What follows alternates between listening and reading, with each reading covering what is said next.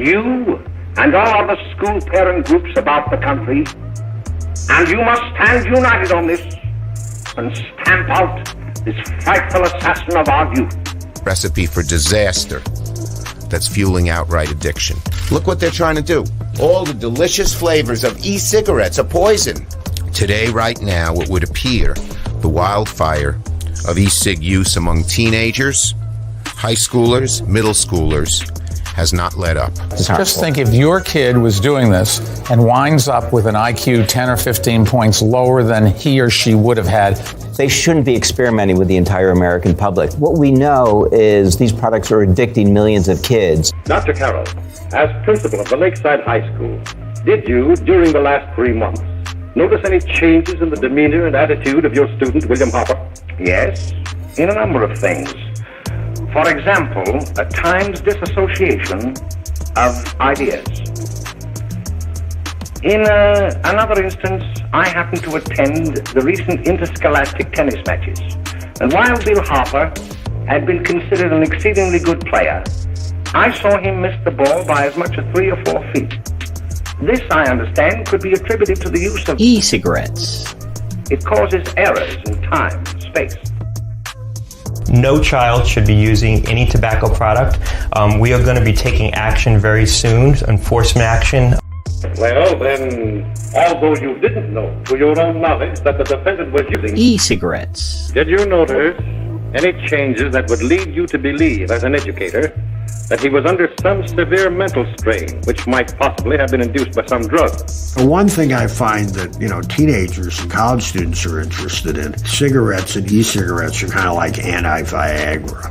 Oh, by the way, Dr. Carroll, 6 months ago, what would have been your opinion regarding the character of my client? He was a fine, upstanding American boy, a good scholar, a good athlete, and representative of the caliber of young men we are proud to graduate from our school.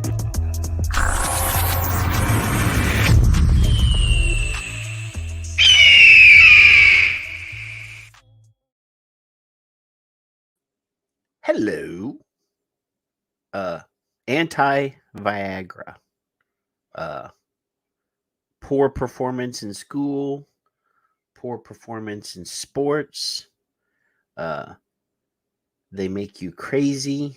These all sound like the same exact arguments and the same exact tactics that Truth and Campaign for Tobacco-Free Kids and The Real Cost are saying about vaping. So I had the opportunity to watch a stream where some people were watching Reefer Madness.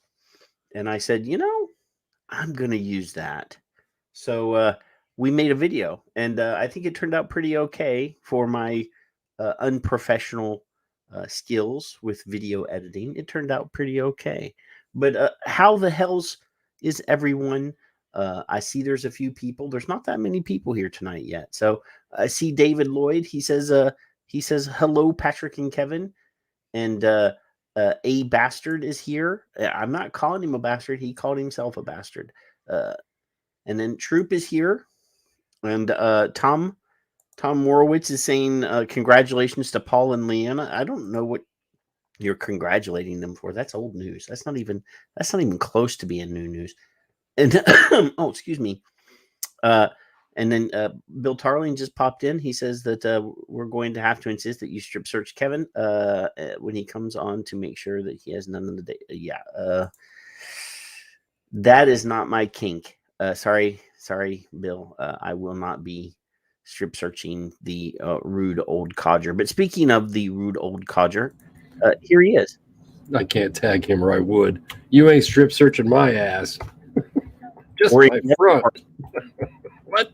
That would, our ratings are not very great, but you being naked would really be a really bad hit for our ratings. For whether our view count, anybody concerned would be bad.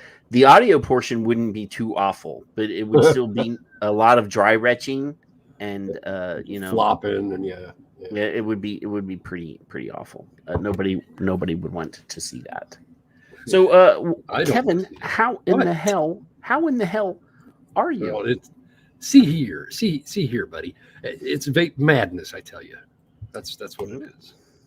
Yeah, Vape Madness. Yeah, I actually preloaded a couple clips here. So this is Kevin right here.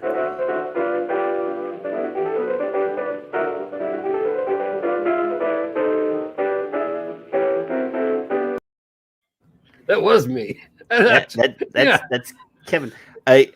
So the version of Reefer Madness that I used was colorized, and you'll notice because they're preloaded in the queue now, so I can play them as many times as I want.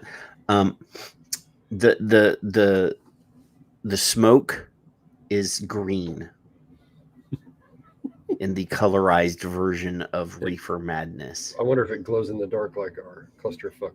Well, you as you see behind me, they will in the other room there is an attack of my living room has been invaded by giant-sized glow-in-the-dark clusterfuck vape bands. See here now. So you see they're trying to break through the door right now. These are zombie vape bands that are attacking my living room. So again, what the hell have you been doing this week? I dumped my what was it, coffee grounds in the sink earlier. That was good. And then I thought, I don't think you're supposed to do that. I don't know what the hell I was doing. I looked down and I turned it over and I thought, now why in the fuck did I do that? So then she'll yell at me. I'm not quite sure about that. I think that will actually cause problems to your plumbing. Well, we have no what are those fucking things? You're not in Michigan, so you don't want to. I mean, you don't want to have bad plumbing. There's no garbage disposal, and we have. Well, you have two kids. That's their job, is to dispose of the garbage. Yeah, that's what they do. You're sure. Let's see here now. Just saying. Just saying. I should have got my top hat for tonight. I didn't. It's President's Day on Monday. Is it? I'll be damned. You're right. President's Day. You were right at least once this evening. So far. Once? I don't know. I think that video should get me at least two. All right, I'll give you two. I'll give you two because the video is actually pretty brilliant. I think it's pretty cool. I'm just telling you. But we are going to EFAP another video that I found. EFAP is to play a video on screen and then talk about it when it's on screen. That's the lingo the kiddos use. We're going to do a reaction. There's going to be if you go to YouTube and you type in reaction video, there's a whole bunch of people listening to certain types of songs for the first time or seeing the trailer. So we're going to do a reaction video to a video that I found from late last week. Us reacting or it being shown? We are going to react to this video. Oh fuck! Here we go. All right. And it's from a progressive news site called Ring of Fire. Ring of Fire News. Oh, I thought it was like swing. No. Ring. Hey, have you seen the Beatles documentary? I'm on part 3. Don't spoil it. I don't know. What is it on? What network is it on? Disney, as far as I know. I don't know what else. It may be on. Oh, I have to look then. I haven't seen. I thought I Get Back. No, I think is what it is. Is it on Disney Plus? I don't know what we got for Logan. Disney Plus. Disney something probably plus. I think I have the Disney Plus so that I could watch Star Wars stuff. Don't ruin it for me. What? They just got off the roof. I don't know what's going to happen next. Well, sadly, that nice guy, John, 1980, I know. He gets killed on the street by a guy who's mad at him, and years and years after that, George gets stabbed. I know in the garden by somebody else in his own house. Yes, at the garden, in his own back garden, his backyard. and Paul is still kicking ass, and Ringo is still Ringo. Sir. So I've ruined the whole story for you now. Paul had a band called Wings that was pretty good. And every year Ringo comes out with a record with like all of his old drinking buddies, and it doesn't sell. Literally every year. So something about an octopus's garden. All right, so we're gonna do the live reaction to a video. Well, we're not gonna do it yet. I have them in order. I have these things done in order. Chillax. So obviously, you and I have talked about the links that educators, that the bad actors, that people that have been brainwashed, or people that are perpetuating the brainwashing will go to victimize, molest, or otherwise damage children's psyches in the name of public health, because they're not very bright. So in the past, we've shown video of a kid walking on the boardwalk in I think Maryland or something.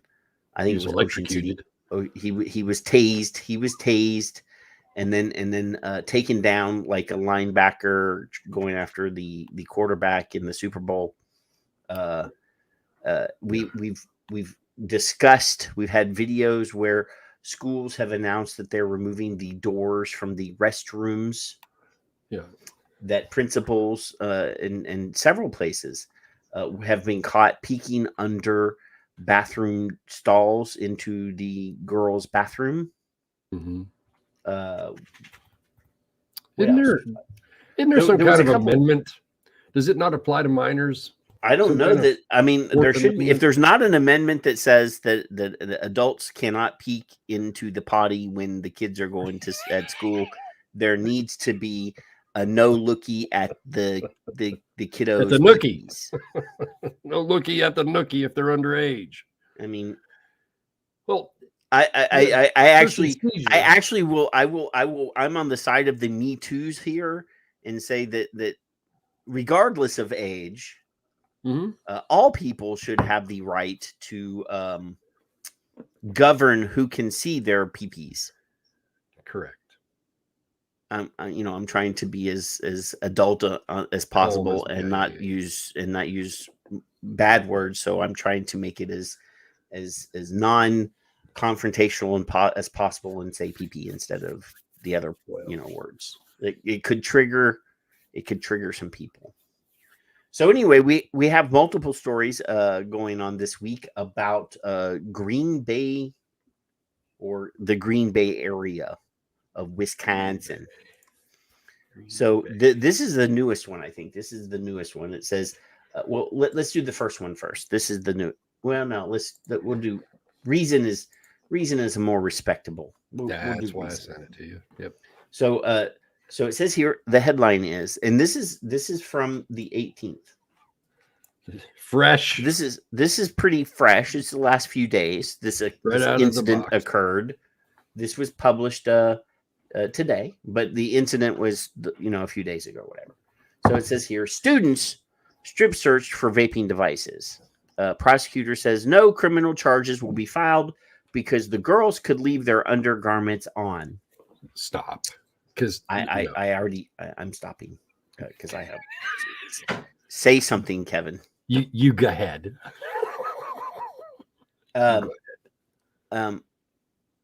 These are school age girls, and I don't know. I mean, I Kevin, when you were a young girl in school, and an adult person pulled you aside and said, "You need to go over here with these adult people and take your clothes off." How would that have affected your sanity at that stage? they probably would have had to arrest me. Now remember, I may be the exception, but you are a young lady. Mm-hmm. And obviously they did use lady searchers on. Don't care. However, having to take your clothes. I'm an adult man, and I really don't want to take my clothes off in front of the doctor. People. Right. So how in today's society, Kevin, mm-hmm. when we are hypersensitive to things that could, I'm going to trigger. Uh-huh. Here come the Felicias. I want to use the social justice warrior lingo here. That could be microaggressive. This is not micro. This is like seriously aggressive. Take off your clothes. So this is a pat down, and it's not considered. Well, anyway, you say I'll say my next point when we get to it in the story, Kevin. Was there something else that you would like to add before we move on? A pat down is not reasonable. A pat down. Hey, do you have? You ain't touching me. No. Do you have anything? Answer is yes or no, and then you appropriately at that point, because there's no appropriate actions beyond the question than to call the parents and have the parents make the decision from that point. Period. Right. Period. So I don't give a fuck about nothing else. None of that is good. Nothing. I am gonna go off a. I'm gonna tangentialize for just one moment. Now, when I was in school, I was in the school band, mm-hmm. and we were a fairly large and accomplished band. A high school mm-hmm. band. We traveled the country. I went to high school in Mississippi. We went from Mississippi all the way to Indianapolis to participate in the Marching Bands of America mm-hmm. National Championship for marching bands. So, I mean, I'm not tooting a horn. Pearl, Mississippi. When I was in school, we had. Did you play the horn? I played the drum. Played the horn. Oh, then you can't toot your horn. But when we traveled, we didn't stay in hotels. We stayed, we borrowed space at schools and would sleep in sleeping bags in the gym. In the gyms, yeah. Right? The girls were over in the girls' gym and the boys slept in the boys' gym. And then obviously you're gone from home for 5 days or 6 days or whatever. So obviously you have to bathe, you have to shower. You don't want a bunch of high school kids, especially high school boys. They're already dirty and stinky as it is. Gawking. So we had to volunteer. I mean, they didn't force anybody to go strip down naked and go take showers in the gym showers, but at no point was there an adult mm-hmm. ever in mm-hmm. there observing. But if there was, there would have been a beat down because, I mean, that ain't happening. So having an adult, I mean, no, it was not one time at band camp. But I'll ask it this way. Would it be appropriate for your priest, preacher, pastor to do the same fucking thing? If not, it's not appropriate. No. I know that's a loaded statement, but it doesn't matter. It's not appropriate. Yeah, Kevin, you're going to microaggressive the Catholics. And I'm a Catholic. Oh, Felicia. I'm trying to get away from Kara a little bit. She scares me. No, Karen's going to, we haven't gotten a bad Karen statement for a while. Now you brought it up and now, okay. So here's the arbitrary jewel picture that they have to show. Obligatory, not even arbitrary. Yeah. The obligatory, how about that? The obligatory jewel And there's Jewel in the news this week, but I'm not fucking talking about it. So, 5 syllables obligatory. So anyway, it says 6 teenage girls say they were forced to strip so school administrators could check them for vaping devices.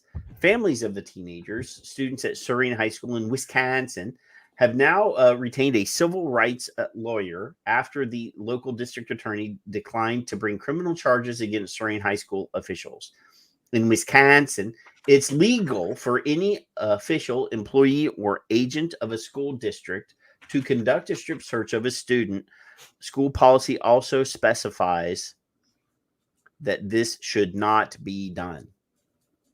So again, let's see. It is illegal. It is illegal for any official, employee, or agent of a school district to conduct a strip search of a student. School policy, but Your Honor, be done.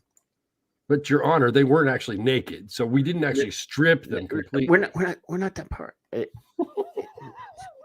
Wait, Kevin, that's the part that that was the part that I was gonna go to next. So the response from the DA, the district attorney, his name is Edward D. Burt Jr., and this was his statement he made on Tuesday, that he would not press charges against Superintendent Kelly Casper and the school nurse, both women who made the girls disrobe, because Wisconsin law says a strip search requires the exposure of the genitals, the pubic areas, the breasts, or the butts. Don't care. I have to ask, does the Wisconsin law specifically say butts in a legal, are they legally in a legal document? Are they using the word butts instead of a word like posterior or backside or does it specifically say butts? Because then would they also use the word boobs in I mean, if we're going to be immature and use, non, mature words, butts.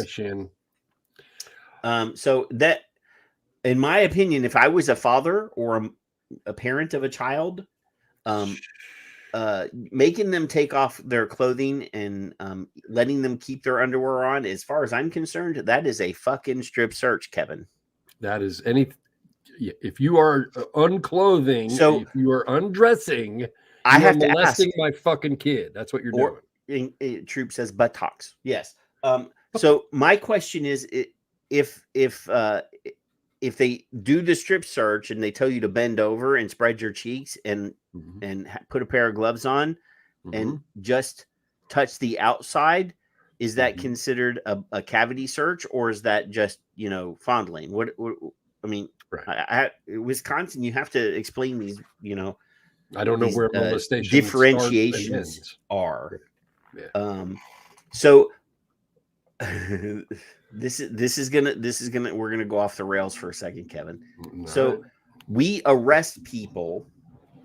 We arrest people for having illicit photographs of underage people in their underwear. Yes, we do. Yes, we do.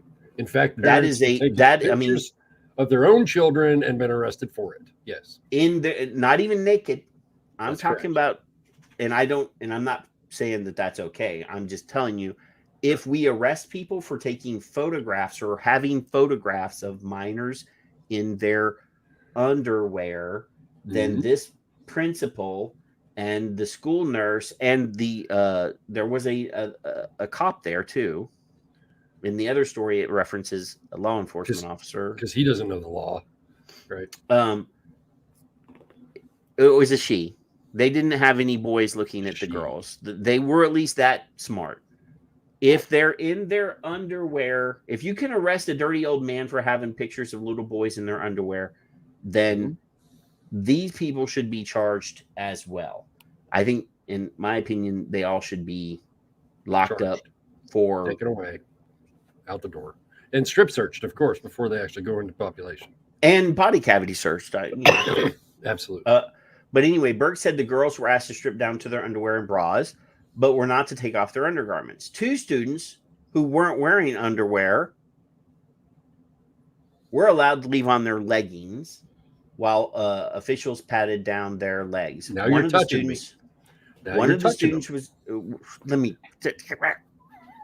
one of the students was asked to pull her bra band away from her body, but her breasts were not exposed to Miss Casper or the nurse, Burt said in a statement. So, those two young ladies, their dads need to be beaten because they're wearing leggings to school, and their excuse for not wearing underwear is that there would be a panty line. Now, that in itself is I'm old-fashioned. Maybe I'm a fuddy-duddy, Kevin. But if I had a teenage daughter, she would never be wearing garments that are so tight to school that she couldn't wear underwear. Maybe they were, and they just didn't want to take their fucking pants down. You think of that? Maybe. Well, no, because there would be, if they're wearing leggings to school, there would be an exposed. I mean, I get it. I have an adult wife who wears yoga pants, so I get it. But the other part, I've been married 30 years. Teenage fucking daughter's not leaving the house without a pair of drawers on. Sorry. I've been married 30 years, but I can imagine maybe these bras are different today than I was when I wore them. Why would you have to take the strap away from your body? Can't you see? You're already fucking looking. I'm wondering if it was a back. I don't know what it doesn't say which strap. So if it was the back strap of the bra, maybe it's so wide that she could have concealed a jewel back there because they're small. At the point you have to say, take your bra away from your body, you've already crossed the line, and now you're way. They were already way fucking past the line, Kevin. Way. They were already way past the line. The moment that they said, instead of saying, come to the office and say, here, we're calling your parents. That's the first fucking thing you should have done to begin with. That's the only thing you should have done. That's the moment they went too far. Like when they didn't call the parents and say, hey, mom, you need to come up here. And, we suspect that your daughter maybe has an illicit vaping device on her. And we want to. They wanted to be parents. Yeah. I mean, as far as I'm concerned, the moment the school decides to cut the parent out of this, they're done. They're done. There's never in my recollection of life in general, and I'm probably wrong because Patrick, you point out that I am quite a bit. Ever in your life, have you ever thought that you were strip searched for alcohol, tobacco, anything? Nothing. I can't think of this. This is the outlying stupidity of child abuse. Addie in the YouTube chat room says that he is currently uploading the cancer moonshot video to the White House website. That was our request to 2 weeks ago. Awesome, yeah. And Addie, I hope everybody else is still taking advantage of that opportunity to engage with. Anyway, one of the girls contradicts this account, however, telling police that she was made to reveal her breasts so that they could check under her bra too. Mm-hmm.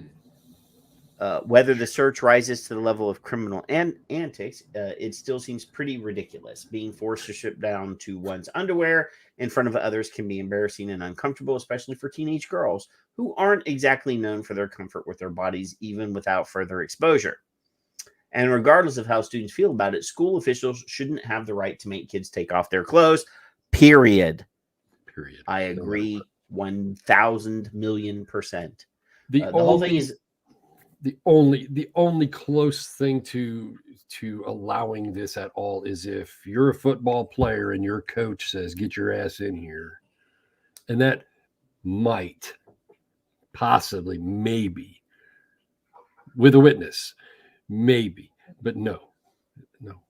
So here's the thing about my opinion about what rights the school has to search stuff. So when I was a kid, the police would come periodically. Now this was a million 100,000 years ago, before they had metal detectors at school, and we didn't have a campus cop. Like, this was simpler times. But periodically, the drug dog would come and walk down the hallway and sniff the lockers. But at no point did they have the right to touch our book bags. Or you. Or me. Because I will tell you, Kevin, I went to redneck school, and none of the kids carried guns on their persons. Mm-hmm. But if you went to the parking lot, every truck in the parking lot had a rifle rack. There were some, not where I am, but there were some outlying school. Yeah. When I went to school, because a lot of kids went hunting before they came to school, and they were all hoping that they could shoot something that they could take home and skin instead of going to school. Exactly. I'm just saying. But there was guns on school property. Of course. When I went to school in the 80s, it wasn't that long ago. It was long ago, but not that long ago. Decades ago. Yeah. And nobody not one time, not once, did a kid ever decide in his head, I'm going to go to the parking lot and get my gun and start shooting. No. We had a difference of opinion. We might duke it out, but we never once ever, because we had a respect for life back in those days, back in old time days. You young whippersnappers. But anyway, the whole thing is especially galling when you consider that the officials weren't looking for a gun, a knife, or anything that may have posed an immediate safety threat. They made students strip out of concern that they might be vaping. And the reason I made the Reefer Madness video at the beginning of the show is to show the level of stupidity that we have. It is. This is the government. These are educated people that are supposed to be protecting our children, who are so misinformed that they actually think that this is okay. This rises to the level of breaking a child's spirit, going against every human decency expectation that you could possibly, as a parent. I don't have kids, Kevin. I don't, so at least none that I know of. I'd have been knocking on your door if you were the principal. I would be like, I'm living and I don't have kids. I'm living and I don't have kids, Kevin. Because, I do care for children. I believe that we should nurture the generation that's coming up. We should teach them how to stand on their own two damn feet and thrive as individuals, not expect a government, not expect other people to take care of them. And they're not wards of the state, period. Right. So if we teach children now that they should bow to authority for everything, subservient, then we are creating a generation of people who will never stand on their own, Kevin. You can't. This cannot be justified. Period. In any Bill. Of course, this is not the first one. We've done 8 stories in the last year. Not even the last year, since November about this. It's becoming more prominent. I love you, Nick. He's in Facebook. He's my mainstay. I'm gonna just block his ass on Facebook. No, you leave him alone. Where's my ban button? I have a ban button somewhere. He does other good work. Leave him be. So no, obviously this is the decline of Western society. Decline? It's the end. It's not even a decline. You went from everything looks good. Oh fuck. That's where we went. We just went straight to oh fuck. So if I had a daughter, it'd be bad enough with my boys. If I had a daughter This would be a phone call to an attorney and a visit immediately to the school. Dude, I would have to leave the general vicinity. Like, to leave my guns at home. I would have to hand the key to the gun locker to the wife and say, under no circumstances do you give me this key. According to TCH Daily News, which first reported on the incident, the students were brought in for the searches after being caught vaping on school grounds. One parent told the paper that her daughter was taken into a room and gave them her vape, and the superintendent told her that she was going to be strip searched anyway. There's the problem. See, you got caught. Now you call the parents. So that none of this should even be on our radar. Nothing. So they already had. They Correct. already had Correct. the vape pen or whatever it was. They already had it, Kevin. The girl gave it to them. You caught me. Here it is. That's we're it. still That's going all to you make you got. strip down anyway. I told you earlier, I got caught because my teacher smelled. I'm 6th grade, Mrs. Grant. She said, "Hey, come here a minute," and she said, "Give me your cigarettes and your lighter." I'm in 6th grade, and I gave it to her, and that's it. That's all that happened. Kevin, this is the next bit of like insanity. So the school board president, his name is Wayne Sleater, he told the news, Fox 11, that the board needs time to gather and review documents, and they will discuss the searches at a March 2nd meeting.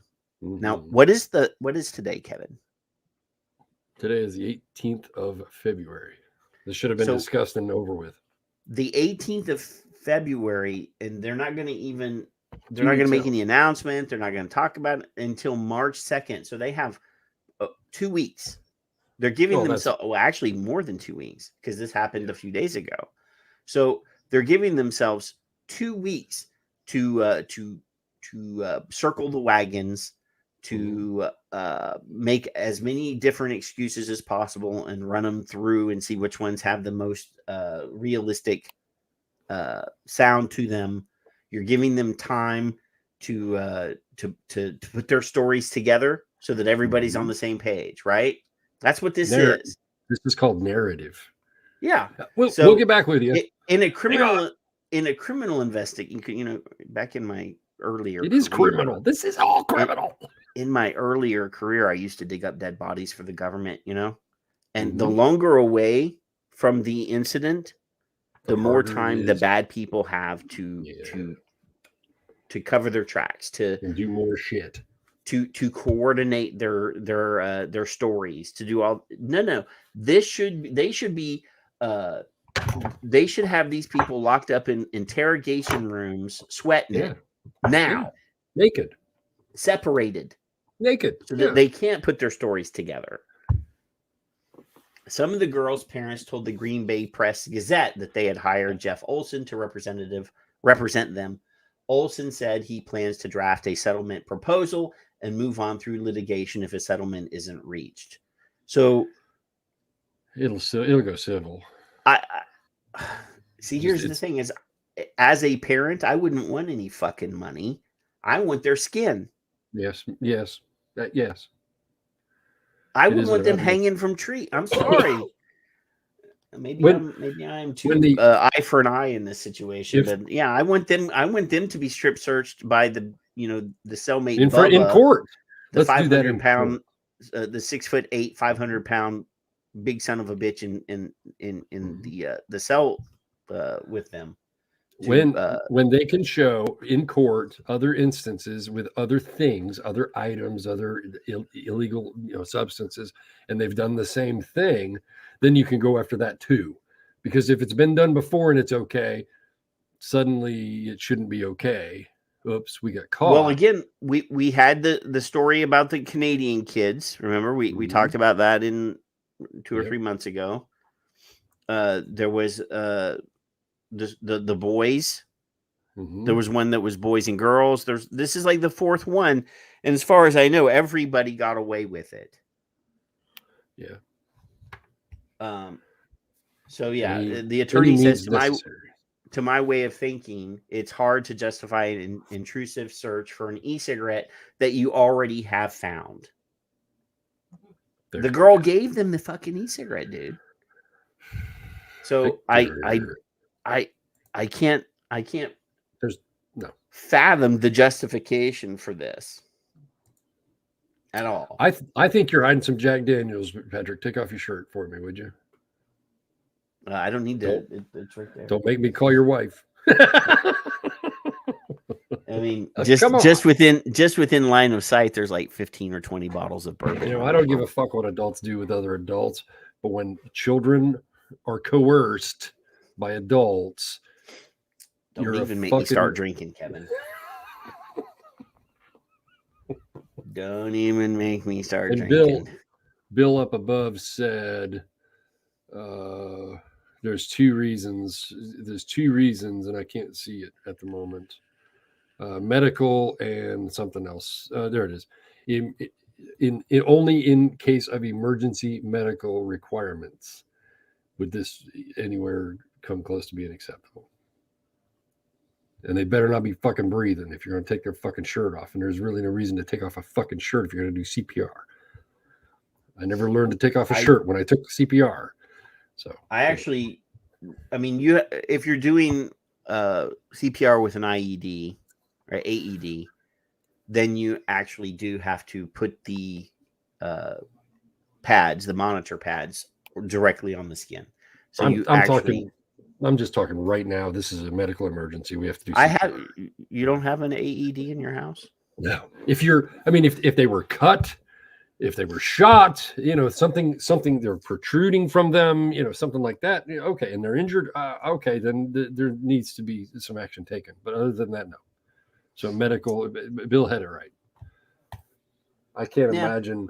I can't imagine in the school handbook that we can strip search your fucking kids is in there. Show it to me and let me see it, and then we'll go from there. No, the school admits that it's against the school policy to strip search the kids. But apparently it's not strip searching if you just take their outside clothes off and you leave their inside clothes on. Patrick, there's always this fucking massive stupidity of except. Well, wait a minute. Except when?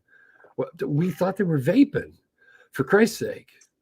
We had to take their clothes off. This is molestation. It's perverted, and they're fucking child molesters.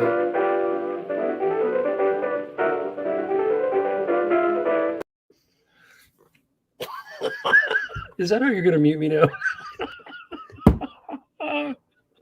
I love it. I actually have another clip. I should add this to the StreamYard right now. You should have made his hair red. I didn't do any of that. I'd have shared. I didn't Bogart. Now today I probably wouldn't because of COVID and all, but I would have shared. Like Sonny and share, or? Well, I was using the old term Bogart because. So this is actually in the minds of the anti people, the body part people, the dickheads out there, that this is like PAVE. This is what PAVE moms think. Want. No, this watch. Is what they want. No. This is what they imagine in their head. Every vape shop owner in America. This is what they think they look like.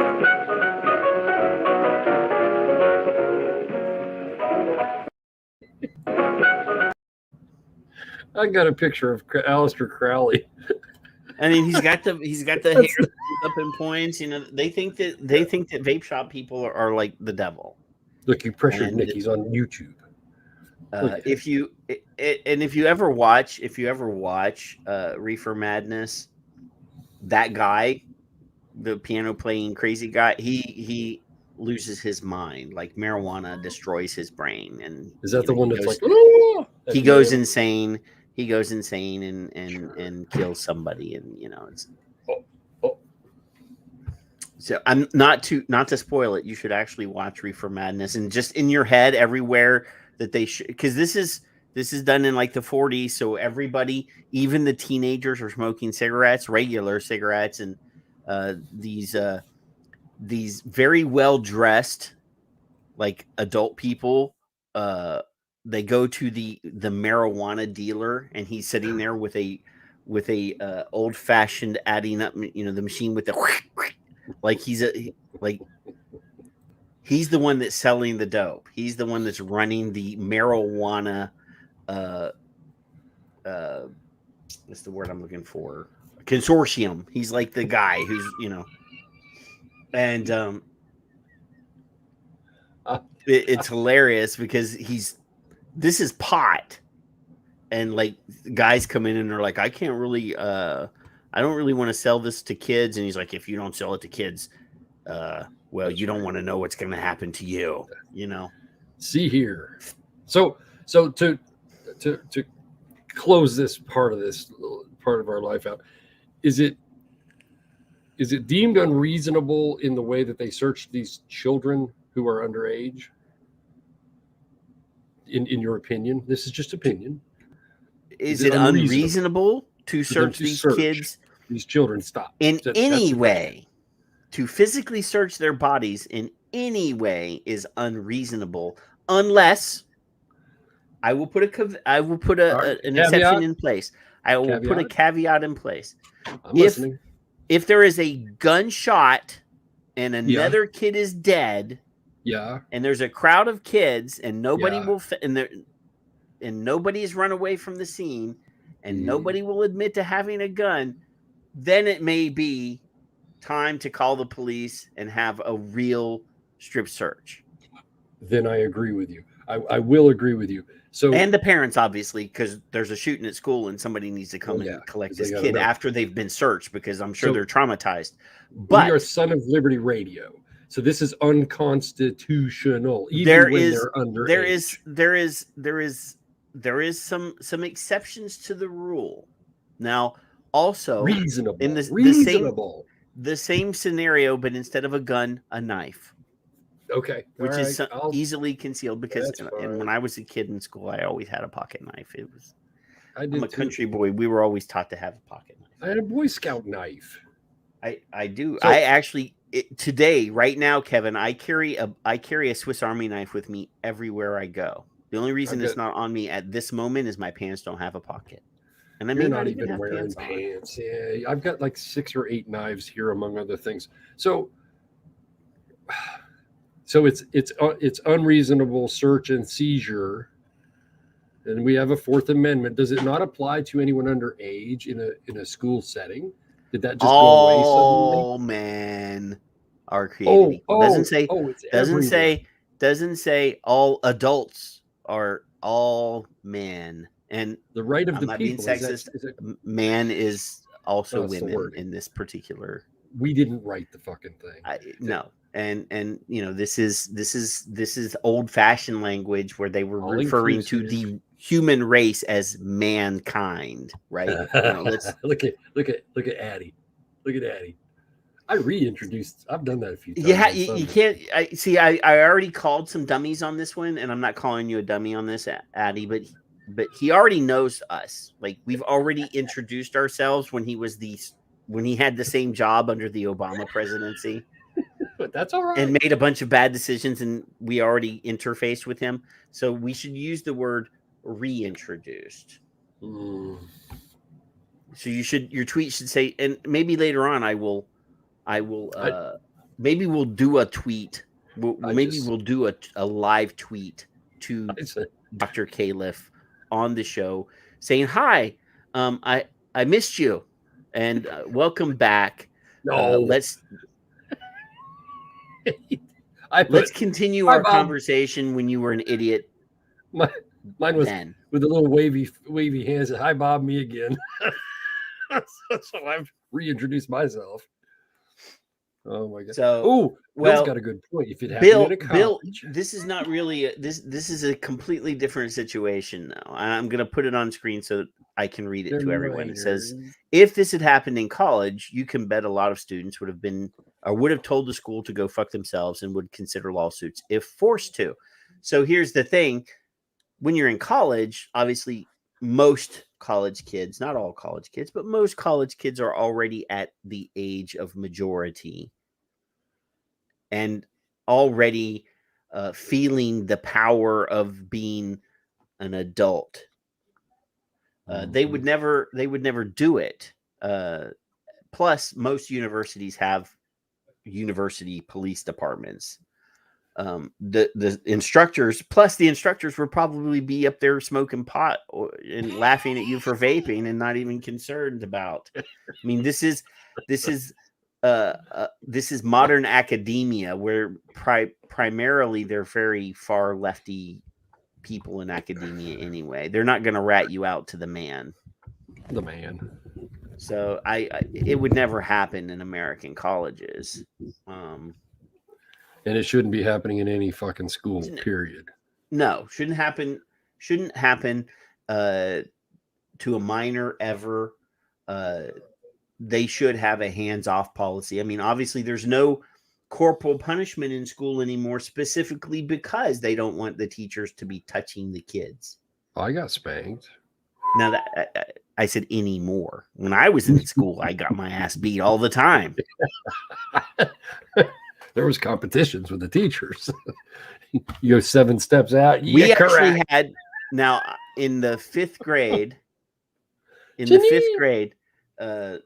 so the practice was, if there was an unruly child, mainly me, if there was an unruly child, the teacher would knock on because all the schools, or at least in the school I went to, they had adjoining doorways in between each. So they didn't have to go out into the hallway. They could just knock on the door and not even leave the classroom. And the door would open and the other teacher in the adjoining classroom would say, yes. And they would say, can you meet me in the hallway? I need a witness.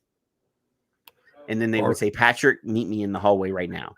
Ours would bring the whole class out. Now, I'm telling this story on purpose. So in the 5th grade, we're doing our normal thing. And in the 5th grade, I loved my 5th grade teacher. So I was not as big of a jerk to her. But the teacher in the adjoining classroom was an ass. Like, he was a militant motherfucker. Mm-hmm. And you didn't piss him off. And he knocked on the door. She answered the door. He said, could you meet me in the hallway? I have to discipline several students. So he calls his entire class to stand, and they line up, and he gives them, he says, everybody's getting 3 licks. But instead of giving them all 3 licks at the same time, he gave each one of them 1 lick and then made them go to the end of the line. Oh, wow. So that nice. He round robined it, because, usually you get that first one, your butt's a little numb. The second one doesn't hurt as much, and then so forth and so on. So he gave each one of them time to recover before he hit them again. Now that, as an adult person, I would probably say that's probably a bit extreme. Now, yeah. I mean, as a kid, I was frightened off my ass. That at the time, yeah. I would never. I hope I never have that teacher. But yeah, we were far more like we didn't even have to experience it to learn from that experience. Mm-hmm. A little discipline didn't hurt us. I mean, it did, but. And I'm not promoting teachers beat the hell out of kids. I'm not. But I'm also saying that they shouldn't be strip searching kids either. No. I heard my mother on a speakerphone in the 6th grade tell my principal, you don't need to call me. You could beat him all you want to. Oh, well, my mom was a substitute teacher at the school that I went to. So if I got beat at school, it was going to get to my mom in the teacher's lounge at some point during the day that her kid got 3 licks, and then I would get home and get another 10. But they had to ask permission. They did legally. They had to ask permission of your parents. So I don't recall my parents ever getting a letter from the school saying, "Do we have permission?" They just didn't. They'd just call. They would call. I don't know about that. I think back in those days, it was pretty understood. If you're enrolling your kid in a public school, corporal punishment it's going to happen. And but this is look at first so this is the result of years of brainwashing, years of headlines, years of fear mongering about vaping, right? Oh my God. Vaping killed the smoker is way behind. We just spent An hour talking about kids being strip searched in school. Yeah. Go back and watch the replay. We just But did anyway, that, sir. so Oh, ma'am. here, this is an example. This next story is an example of the fear campaign, the mission to stupidize people across the globe to make them less intelligent. Stupidize isn't a word. I promise you, I just made it up, but it's a real word.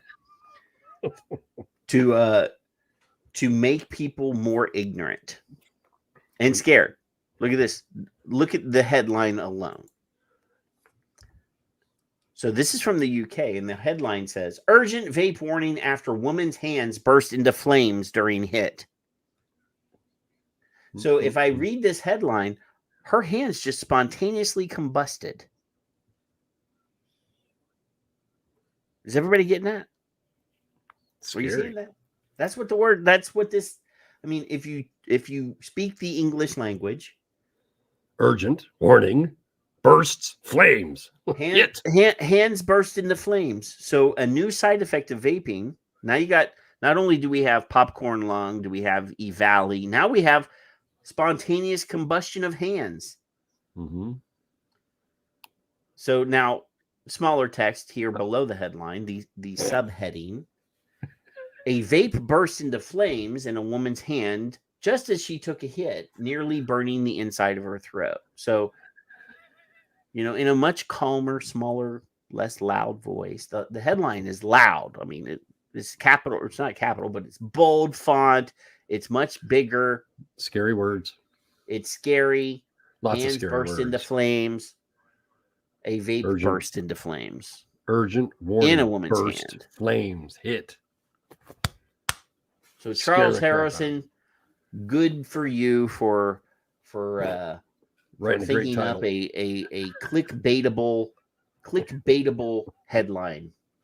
That's also a new word that I just generated. Go back to the top of that right there.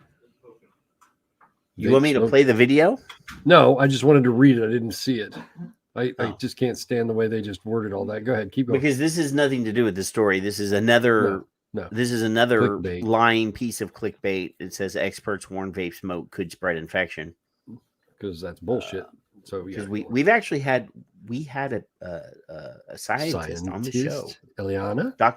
We had Sussman on the show, Roberto Sussman, who is a astrophysicist, discussing particulates and how exhalations fall. Like they don't just come straight out. They kind of do like a parabola in a downward trajectory. Mm-hmm. And he's authored papers discussing how that is bullshit. So anyway, Emma Brown, 40, a blanket and bean bag maker from Sussex. That's important. Had been using her, what she does for a living, she's a blanket and bean bag maker. Had been using her new vape, her new device daily for 9 months. So it's not new anymore. It's 9 months old, with no issues. That was until it appeared to set a light from inside the cartridge, she claims. So they're, and they throw these giant, so the text is so very small, but they put these huge things. So she said it tastes burnt and hot. That's where you stop right there. Good. So I had to rinse my mouth and drink loads of water. Then I tested my vape and saw flames. So that's scary. So the head, I got to go back up here. So it says here, a vape burst into flames in a woman's hand just as she took a hit, nearly burning the inside of her throat. That's the subheader. That's the alleged truth. This is the lead. This is the headline. So we scroll down. And then she tested it. So it says here, now, Emma Brown, 40, a blanket and bean maker from Sussex. I'm rereading that again, just so that you know that she makes blankets and bean bags. Had been using her new device daily for 9 months with no issues. That was until it appeared to set a light from inside the cartridge. Inside the cartridge, yeah. So she said it tasted burnt and hot, so I had to rinse my mouth and drink loads of water. Then she tested my vape. So I have to ask, Kevin. Oh, yeah. So if you take a hit from your vape device and it's so hot in your mouth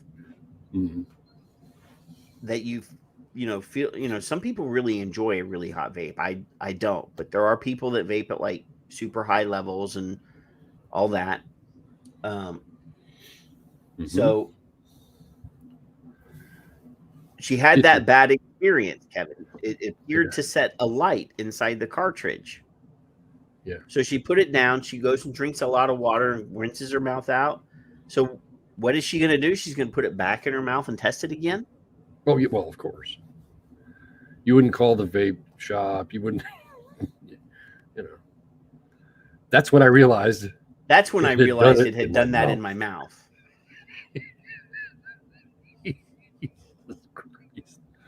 Kevin, I want you to say that. I want you to say that. Real slow. I want you to say that with a feminine voice. In a real deep feminine voice, or just like a sexy feminine voice. It sounds perverted, but I know that's why I'm asking you to say it. That's what I can't do it. That's when I realized it had done that in my mouth.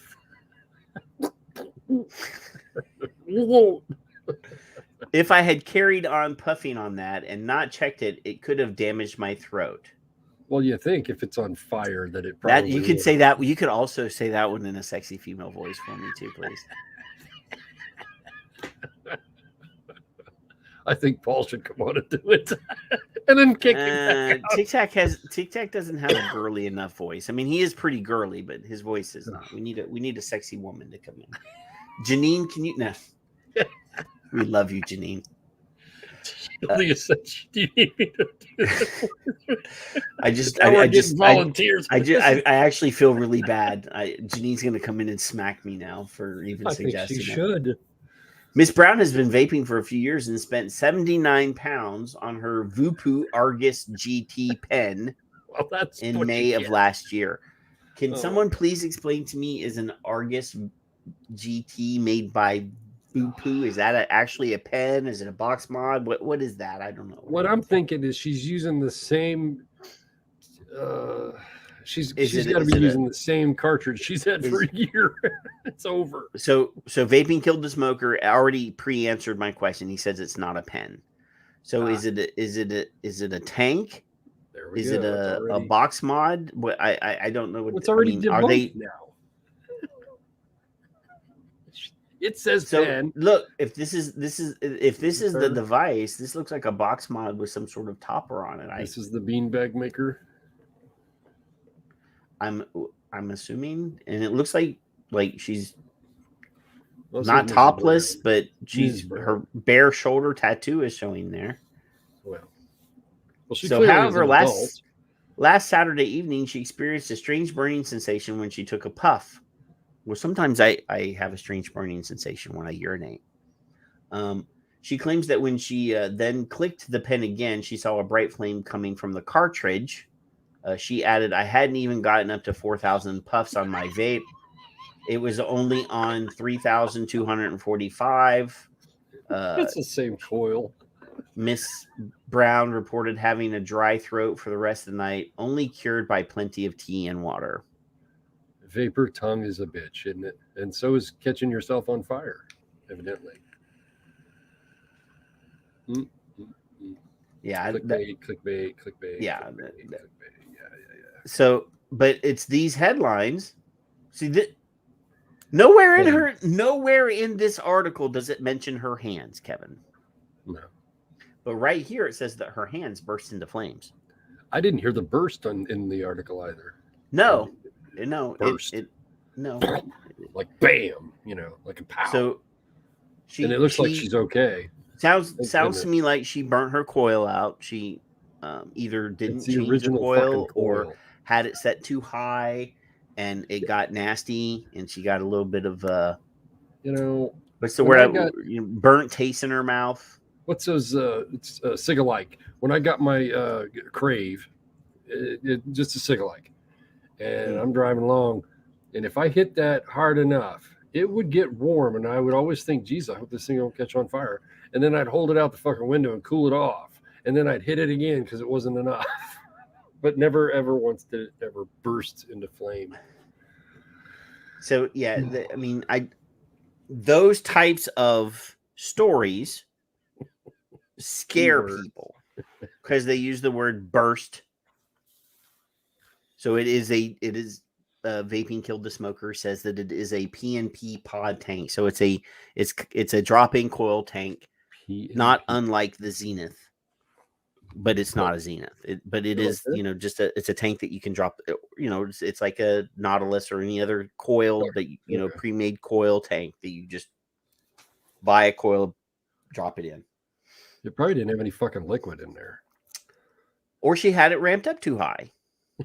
Or that she hadn't changed coil in a while, and it had a lot of caramelization on the coil, and the cotton was gone. Was used up, and it just burnt. If you're vaping and you find that could be any number of the actual. I don't own a Vupu device of any sort. I actually have a rule. I have 2 rules: never buy a battery that says fire on the label, and never buy a device. Well, there's 3 rules. I forgot. The second rule is never own a device with the name bomb, because there was a device a few years ago called a cherry bomb. Yeah.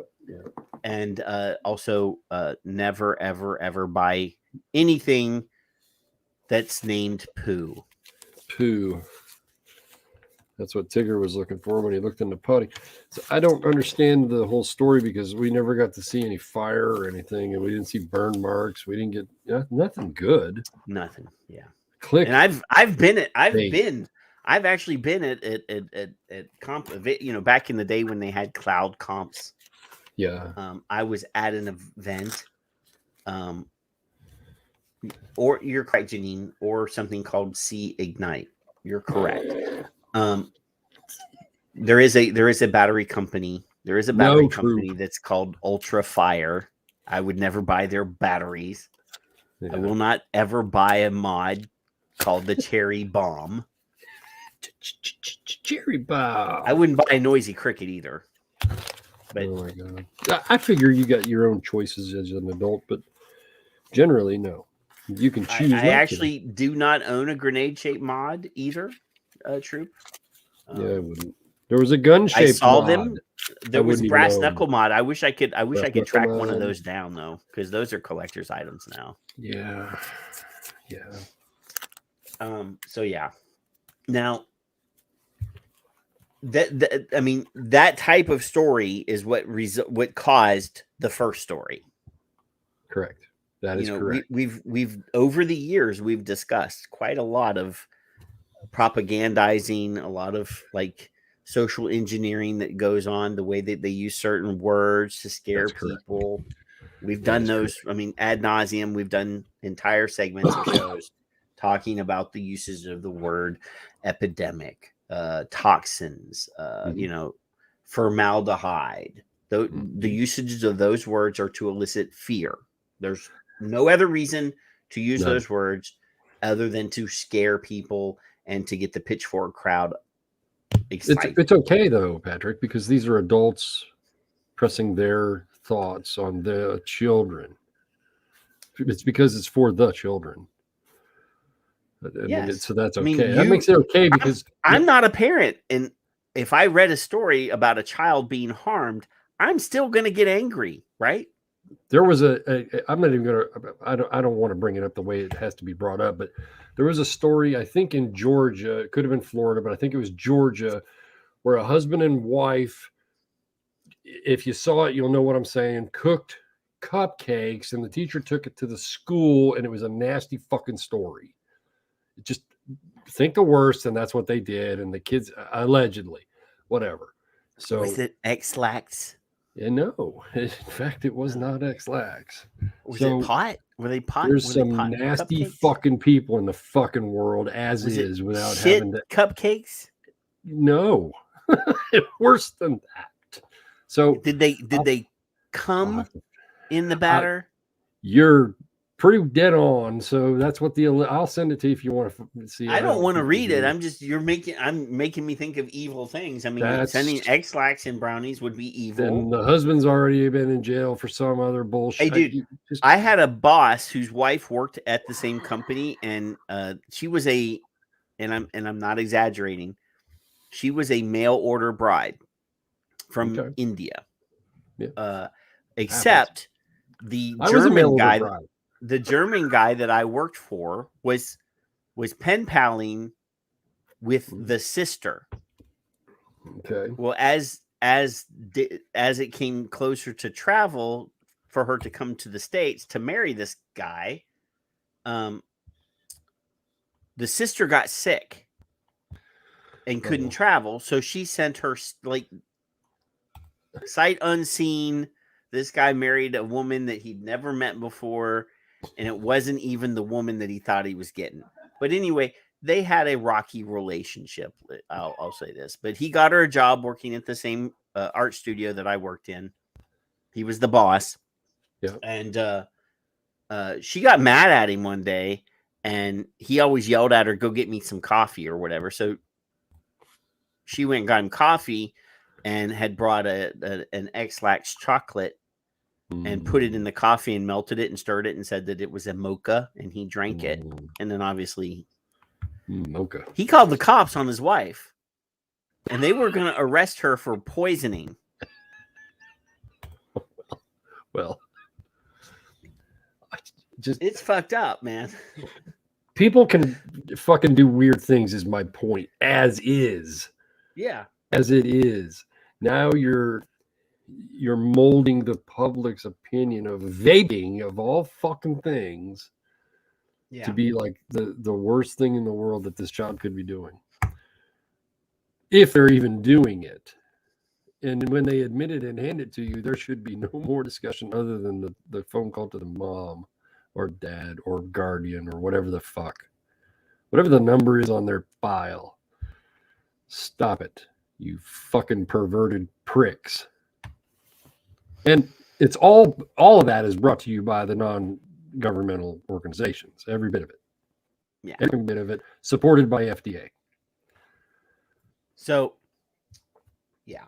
The brouhaha continues though, Kevin. This is another story about teen vaping and in a different state. This is not about strip searches though. But we're going to have some fun with this one. So anyway, this is from Central New York. I think CNY Central.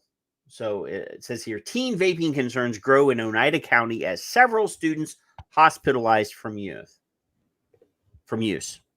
Not use. I mean, I don't think they would be hospitalized for being young. But you see this right here, Kevin? I see it. If I was I would be suing the fuck out of some people. Yeah. But hey, I didn't watch the video. Did you watch the video? No, I know. My time is more valuable. Oh, there's an ad. Let's mute the ad. We're gonna mute the ad for a second. You have to watch these. Has your child been vaping? Take a long walk and talk about it with your wife at the fucking tree. This is probably some sort of like it's financial services. Okay. That's even worse. So.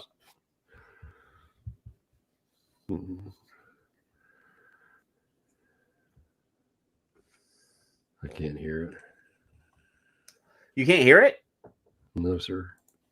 You can't hear it? I can hear it. I got the sound on. I know. Okay, we won't play it. So anyway, it says here, we'll just read it. It's some made up bullshit anyway. So here it says 7 students in Oneida County have been taken to the hospital since December after suffering reactions to vape pens. So according to the Oneida, well, you guys are behind. We already stopped the video. According to Oneida County Sheriff's Office, several students became ill from smoking a liquid from a vape pen at Vernon Verona Sherrill VVS High School last week. One student was taken to the hospital. It is unknown how many students had smoked from the pen. Kevin, there's that word. See, they're already making 7 students, 1 student, 2 students. They're already breaking down what they started at the top as 7 people were going to the hospital. Or however many. That's 7 students since December is what it said. So it says that's 1. Okay, so then it says 6 days before, 2 15-year-olds and a 14-year-old from Clinton High School were taken to hospitals for the same reason. So now we're up to 4. 4 students smoked from a vape pen and suffered reactions at Oneida, Herkimer, Madison, Bosis in December. 3 were taken to area hospitals. The sheriff's office are still awaiting lab results from each incident to determine what the substances were. So at least look at this part of the article has limited down to, they vaped something. Right. So now we're going to scroll down here, and there's a photograph from Clinton Senior High, and it says, I'm reading the captions for a reason. Clinton High School in Oneida County, 3 students from school were sent to the hospital in early February after becoming ill from smoking a liquid. I don't like the word smoking. Smoking a liquid from vape pen photo. The photo is so since December. They still don't. This doggy picture has nothing to do with it, though. Kind of looks like Paul. Cute. I wouldn't mind having a little wire-haired terrier like that. That reminds me of Eddie from Frasier. Cute dog. So anyway, it's concerning. We don't know what's in it. Sergeant Carrie Fair with the Oneida County Sheriff's Office said, we don't know what what they're taking, and whether it's nicotine or whether it's nicotine mixed with THC or fentanyl. Stop. You can't tell me since December they don't know what the fuck that is. There's no way to test anything within a day or 2 or 3 or 5. Let's say 10. Let's say 10 business days. I'm thinking that if they have a mass spec machine, they could throw it in there and get it done real fast. Remember the guy in, I don't know where he is. He goes like this. Ta-da. Yes. So Sergeant Fair said nearly all the schools in the county have officers on site. He said in some of the situations, the kids reported what symptoms they were having and what happened. The sheriff's office is then notified and an investigator is assigned. He said common symptoms have been feeling faint, increased heart rate, rapid breathing, and flushed skin. Well, that could be any teenage boy. Right. Tide Pods. They could be. Yeah. No. I was just thinking of a hot teacher. A hot teacher that they were thinking should strip search them for their vape pens. That would cause that. More than likely. So it says compared to years past, he said they are having more instances than this year surrounding vaping in schools. Instances this year surrounding vaping. Shouldn't that be I don't like this word. Anyway, he said effects from the pandemic like depression may be part of the reason. That's an interesting statement. So the kids are depressed, so they're trying to, treat themselves with very something interesting. Isn't that something we talked about like 3-4 shows ago? 100 times we've talked about 100 times. Yeah, neurodiversity and nicotine and benefits of nicotine. And I'm glad I did not read this because my immediate reaction is, wow, that's actually a good statement to make. Go ahead. Yeah. Well, anyway, it says New York banned the sale of flavored vape products in 2020. But many are still getting them illegally. In Auburn, police seized flavored nicotine vape products, among other items illegally intended to be sold. The chief told CNY Central they were not aware of a number of vape products being sold. Now, I bring this up, Kevin. I bring this up because it says right down here, according to this, the Auburn police has seized flavored nicotine vape products, among other items illegally intended to be sold. Down here in the caption for the photo, it says flavored nicotine vape products seized by the Auburn Police Department on February 7th. Now, if I go over here and I say open image in a new tab, so you can see I just did it on screen so that you know that I'm not playing any games. Then I'm going to go over here and I'm going to zoom into this picture. Yeah. Now, we've done some investigating independently. Is that Coke? So This is Cake. Cake is a Delta 8 brand, Kevin. Oh, imagine that. See, there you go. All of these we have been able to independently verify that every product on this table, especially these ones over here that have the triangle with the 8 inside. Oh yeah, okay. Now that was more obvious to me. Okay, and then this actually is just Delta 8 is the brand there. Yeah. These are hybrid. I don't know, but it says right there Delta 8. Mm-hmm. We know Cake. We already did the Cake. These just Delta. This is just Delta 8. Yes. All of these with this logo. All of these. Every one of these products is Delta 8. So these, what's the caption? These were all collected in the school. Allegedly? Okay. So if I go up to, did I zoom too much? Did it? Oh, it followed me. Yeah. Okay. So right here. Uh-huh. In Auburn, police seize flavored nicotine vape products among other items illegally intended to be sold. So if I scroll down, this says flavored vape or flavored nicotine vape products seized by Auburn Police Department. Not at the school. It's just seized somewhere. So but it's this inferring sentence that says Auburn Police has seized flavored nicotine vape products. Down here it says Auburn Police, and this is a table this is a photograph of the products that were seized by the Auburn Police Department, and not a single one of these is a flavored nicotine vaping product. Not one. Right.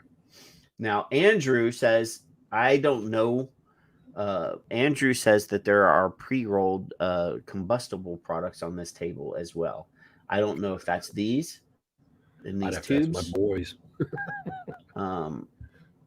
Or I don't know. Maybe that's what those are. I'm not sure. Or whatever these little boxes here are. These are pre-filled cartridges. These are pre-filled cartridges. All of these are pre-filled cartridges. Mm-hmm. All of those are pens with pre-filled. For all of these. I don't know which ones of these are. I'll take Andrew's word. So he says that's the tubes. So these here, I'm assuming.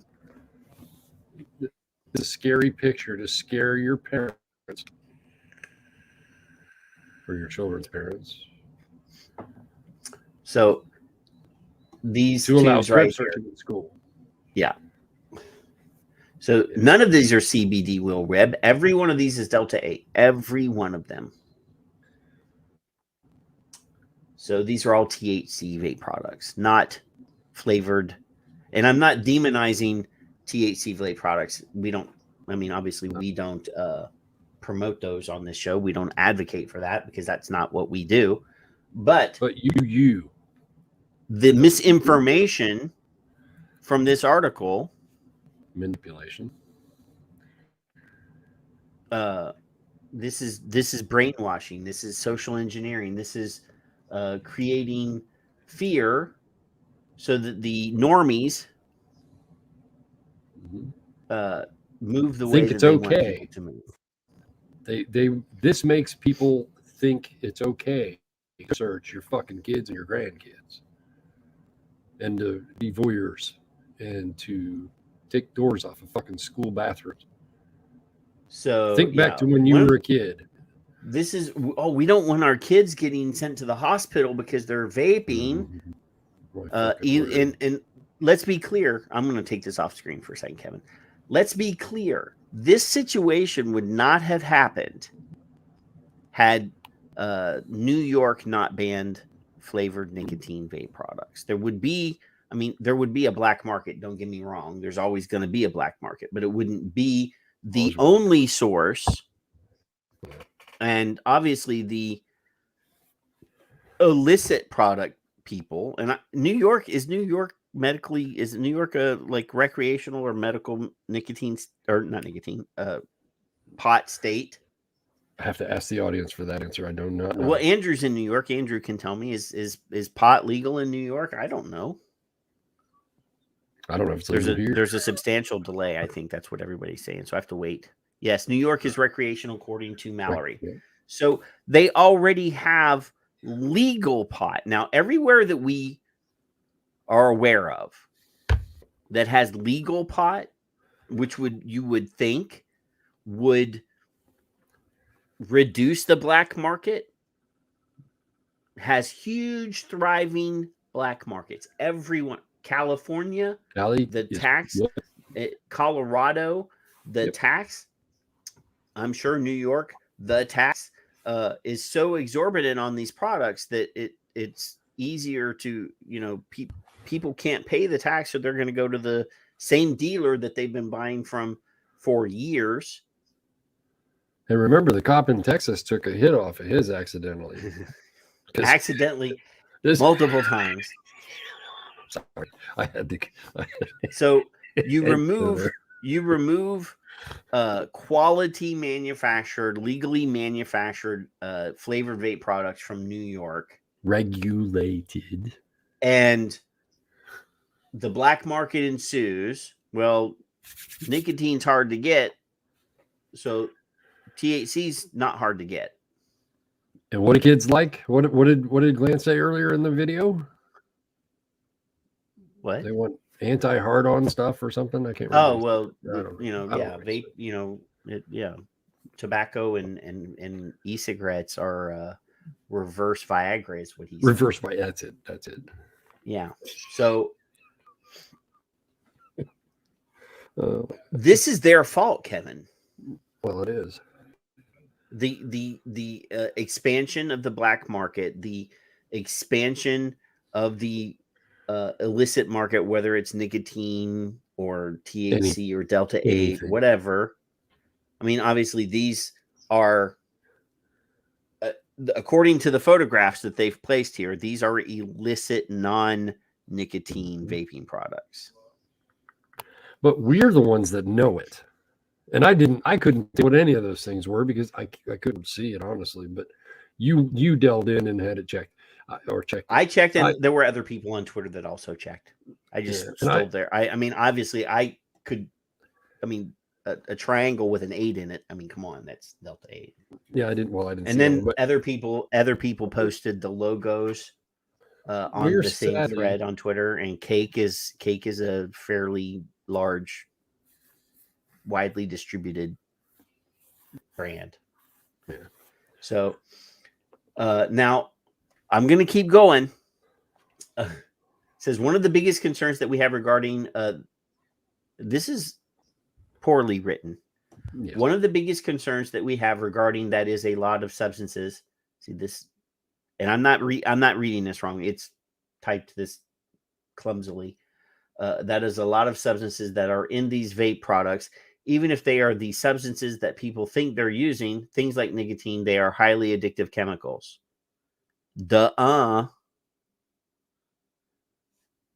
Again, nicotine addictive. They're, and this is from the Upstate Poison Center. So now they have to get the quote from the poison control people. Yeah. Since December, he said they have received roughly 20 calls for kids 19 and under vape. Okay. Kids 19 and under. Yeah, 19, because you got those in. It helps with the numbers. He said that it is similar to other years, but said that there has been an overall increase in young kids vaping. He said kids can suffer lung injuries from some vaping products. That is true if they're the ones that cause E-Valley that were, vitamin E acetate, illicit market, black market, THC products. Yeah. Mm-hmm. Unless it's from a commercially produced source, you really don't know exactly what you're getting from the vape solution. It may be what the person selling you says it is, or maybe something different. Because you created a fucking black market, a thriving and gigantic and illegal, illicit, dark corner market where people have to, instead of going to a vape shop, that is managed by well-intentioned and intelligent people. You created this problem. You took out the commercially produced source right there. You removed the commercially produced source. This is your fucking fault. I explained to my son's friend who enjoys THC when we already knew Leafy's report. We had the show. Yeah. And I said to him, because he also enjoys weapons, I said, listen, are you going to buy a weapon from a guy who made it on the corner and then think safety? Really? Because that's what you're doing with the illegal things that you're Actually, Kevin, we have gun shops here in town that actually have certified weaponsmiths that will make you a custom gun. Certified weaponsmiths. I'm talking just some guy at the fucking puking chuck that's going to say, hey, come here, I got something in my trunk. You can have any custom rifling you want on the inside of the barrel. All sorts of really cool things. We understand that, but he didn't. This is Texas. I can go to the corner and buy a good gun. But do you trust the source? Yeah.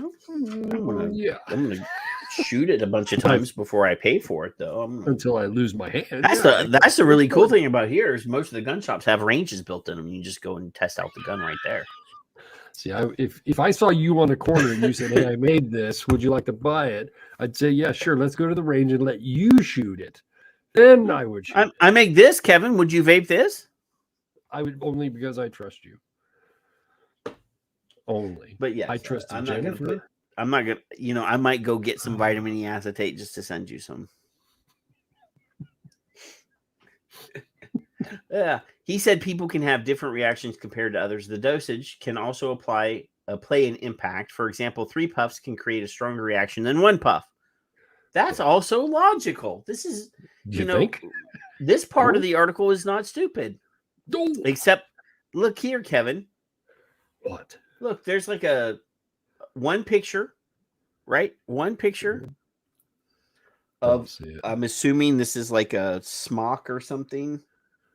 This little pod device. I don't know who has this exact pattern. I know that there's companies that have this like checkerboarded pattern on their little, I don't know. I think it could be smock. SMOK. But then you have this Purple Crush 60 milligram nicotine salt device. Look, 2 devices, Kevin. 2. This is vape products confiscated by Central Square, Central Square Central School District. So this is 2. So they caught the little bastards. So up here, there's a photograph of hundreds of Delta 8 products that they mislabel. When they actually do have a picture with nicotine vape products, there's 2. Hundreds. If the legal department called the other school district the strip search, and maybe they could come to a conclusion and catch these little fuckers that are breaking the law. Adorable fuckers. I'm sorry. I didn't mean to offend anybody. No. I will say if there's an ugly fucking kid, I'm not going to lie to some parents say your kid is adorable. I'm just not doing it. The VVS superintendent said she is concerned about the increased popularity of teens and young adults vaping. Why are you concerned about young adults? They're adults. They can make their own damn choices. Were you 18 in school and smoked? Yes. You smoked at 18? I was underage, but yeah, nobody gave a shit. Nobody, not one time. No, we had a place. We had a smoking. We had smoking areas that parents could send a letter to the school and say he has my permission to smoke. Yeah. Anyway, there is a misperception among many individuals in the general population that vaping and e-cigarettes are safe. That is not a misperception. That is not a misperception. I would say safer, relatively safe, compared to all of the chemicals that you're using to clean the floors and get the jizz stains and everything else out of the boys' bathroom. I'm sure that there are other chemicals in that school that are more dangerous to be inhaled than that. The adults are more dangerous than that. Yes, we've proven that. Well, yeah, the adults are definitely more dangerous. They could strip search you and scar you for life.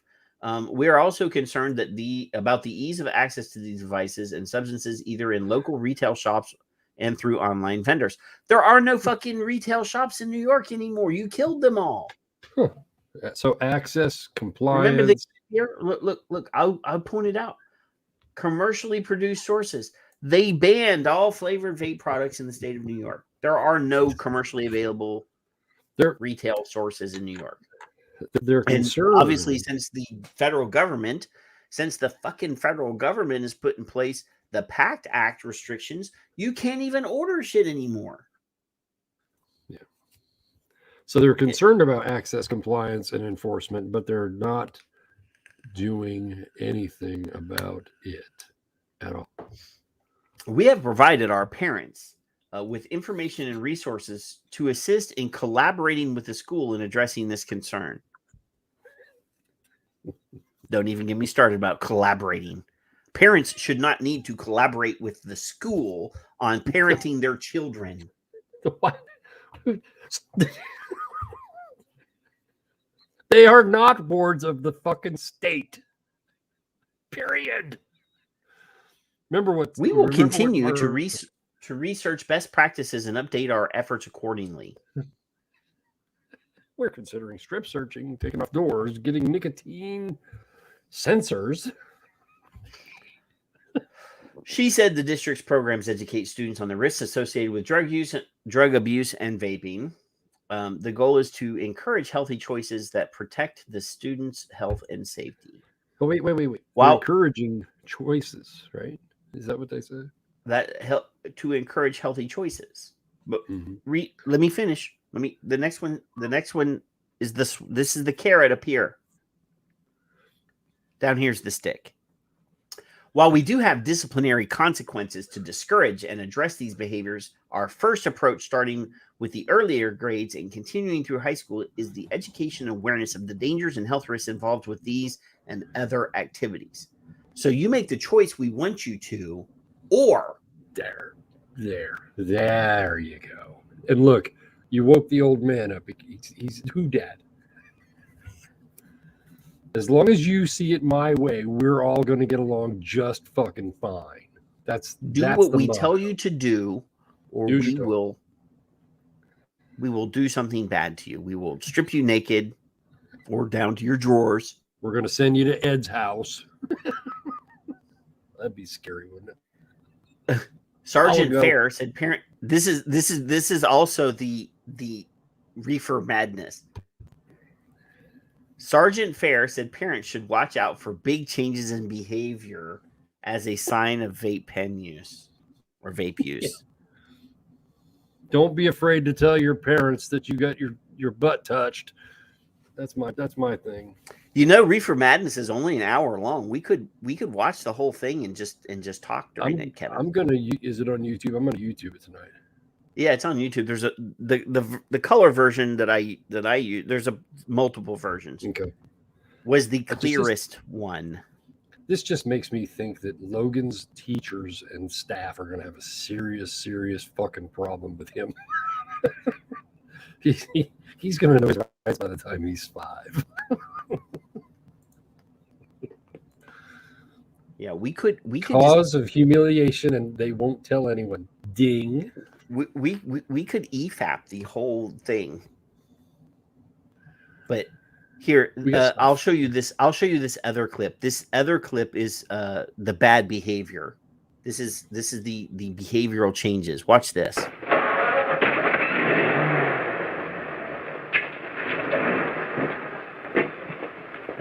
Let's go, Jack. I'm red hot.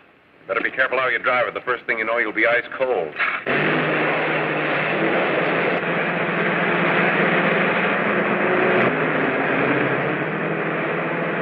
Take it easy, kid. Slow down. You'll kill somebody.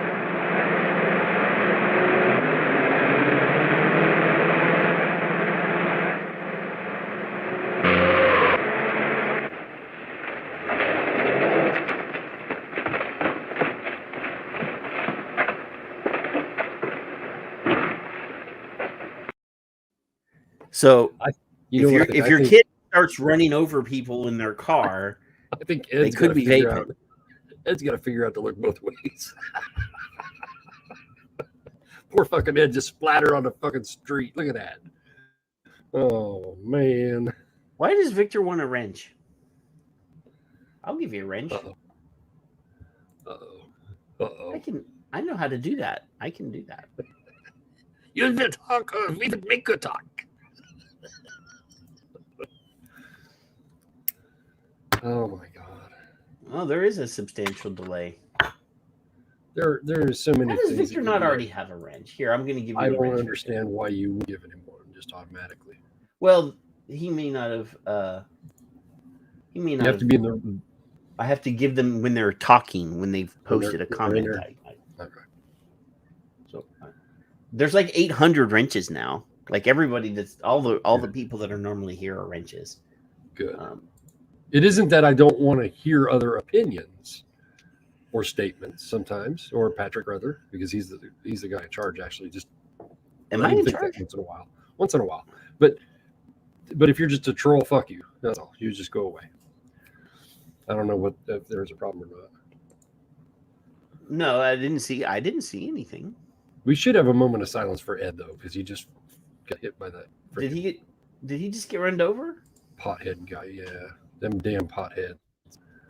That's what I call my kids and their friends when they're out in my garage. It's like the 70 show without a couch out there sometimes. I walk out and I'm like, Red, what the fuck are you people doing here? Be constructive. Because that comment was brought to you by Rude Old Codger. Thank you very kindly, Patrick. That is your new hashtag since you were rude to our friend. Now you control me anytime. I'm gonna. You can't go away. You're not allowed. I just found a good video about the Texas cop. It's 16 minutes long, so I'm gonna have to download it and edit it because that poor cop. That fucking vape pen just went right to that vape pen just forced its way into its mouth and as hard as you just no, I don't want to. Okay, fine.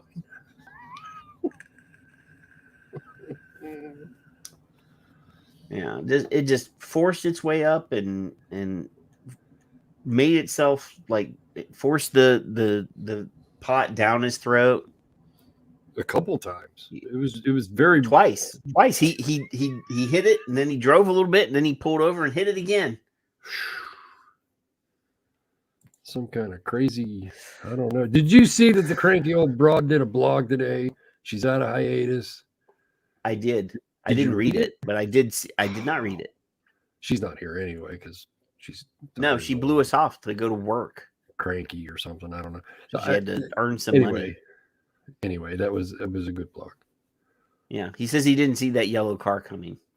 Well, but to be fair, this was colorized. This happened back in black and white days, so yeah, it could have been green. It wasn't because back in those days there was no color. That's Everything true. It was black and white. Yeah. As long as you want black, you can have whatever color you like. That's what he said, right? Yeah. Can you imagine if it was unregulated? If you don't vote for me, you're not black. If the oh Jesus Christ! If stop sidecracking me. Could you imagine if the automotive industry was unregulated? Can you imagine the havoc it would cause? Well, no, I don't think it would, though, Kevin. You don't? I mean, obviously, like things like catalytic converter, yeah, may not exist.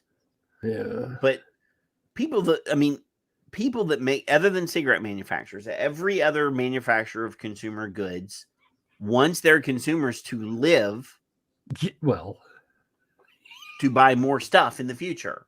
But the FDA said they regulate it for safety, Patrick. So the FDA doesn't regulate cars. No, cigarettes for safety. Yeah, public safety. The NTSB regulate cars, but airbags are technology, right? But the thing is, they're good?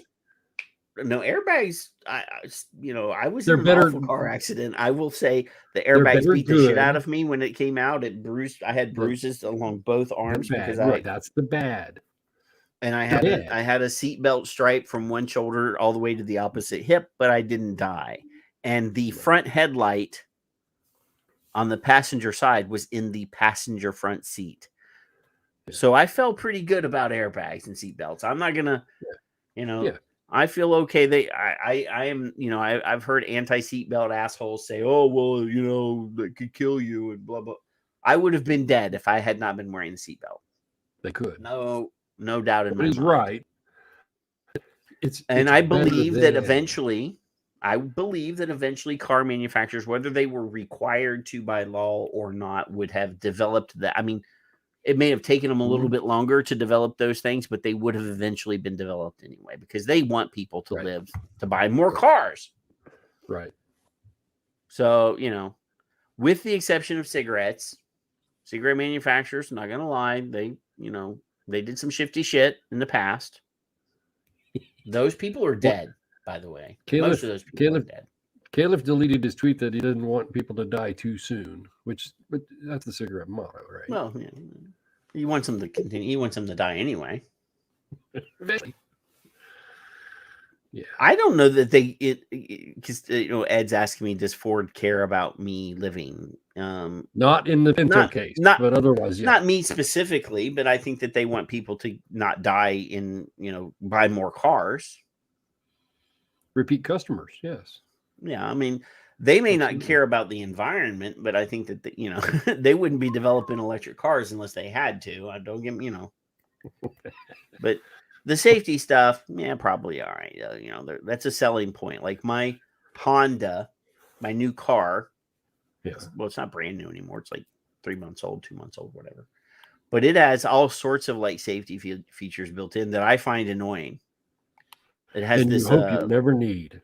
It has this lane control that you can turn. I mean, you can turn it off if you want. You can turn it on now. You don't like it? It detects the lines on the road, and you literally don't have to. If you're driving on a straight, even if it's like a slow turn, it will fucking turn itself, dude. You don't have to think for yourself anymore. Now, if it's a sharp turn, it doesn't do it as well. But like if you're on a freeway and it's a relatively straight line, you don't even have to touch the steering wheel. You can take your hands off, scratch your balls, scratch your head. You can do whatever you want. But if you got that on and you're trying to pull off onto the off ramp, like it tries to fight you. Like it tries to make you stay in the lane because you have that. Who's your daddy? Who's your daddy? So there is that. So speaking of dumbass media, oh good. There's this thing, Kevin, called the Ring of Fire. I fell into the burning ring. That one. And don't ruin Johnny Cash for me because I love Johnny Cash. Okay. No, it's a fucking. June wrote that song. So look who? At these ROF. Yeah, June Carter wrote that song. But this is called the Ring of Fire Network. And it says, stand up and move forward. The latest legal and progressive news. Never heard of it. And it says America's Lawyer. That's what this guy calls himself, America's Lawyer. Well, then this should be good. Yes, June Carter. So it says Big Tobacco Fund's anti-smoking vape group. And Labor Board says New York Times squashed union efforts.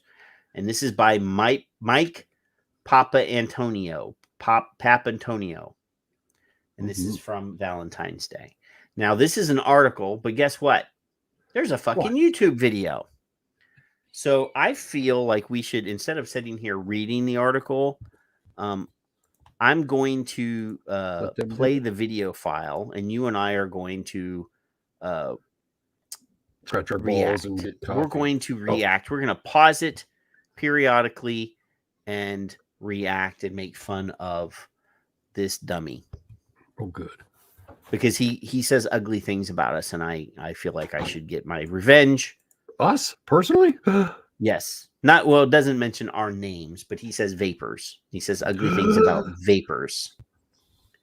Did they want to purchase? No. Some of us will volunteer, I'm sure. That he is relatively insulting, though. I'm ready. I ain't scared of nobody. Sorry. So let me get this open here. I'm going to hit the open button. We're going to go into... Your new report has revealed that big tobacco companies are behind an international... So this guy calls himself America's Lawyer. Yeah. I'm going to go back to the beginning.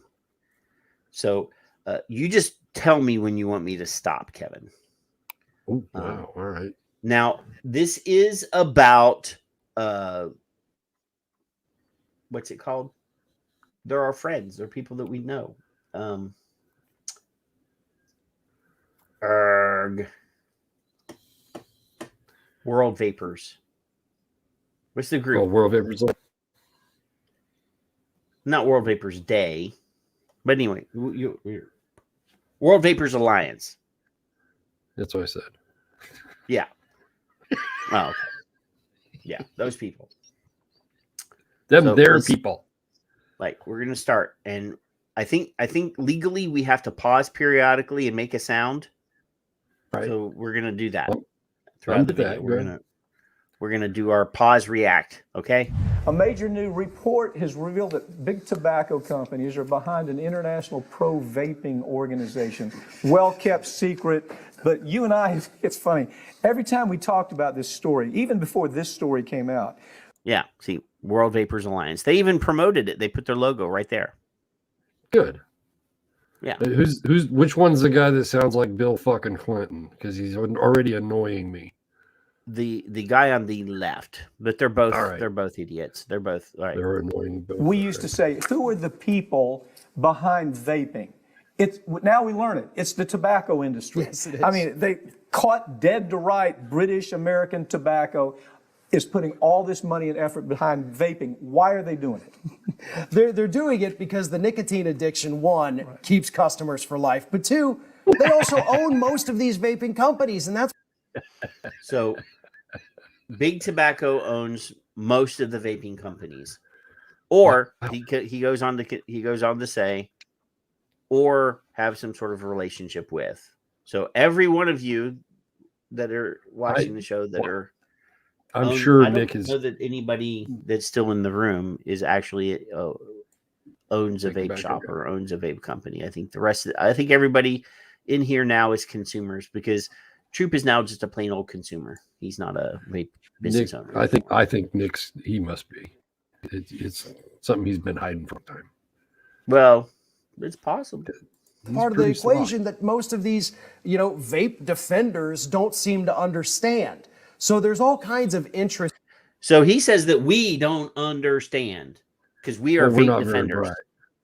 We don't understand that the people that we know, that we love in this industry, that are fighting to feed their families, are somehow getting a giant check from Big Tobacco, and we don't understand. We don't know that. I mean, that's what he's saying.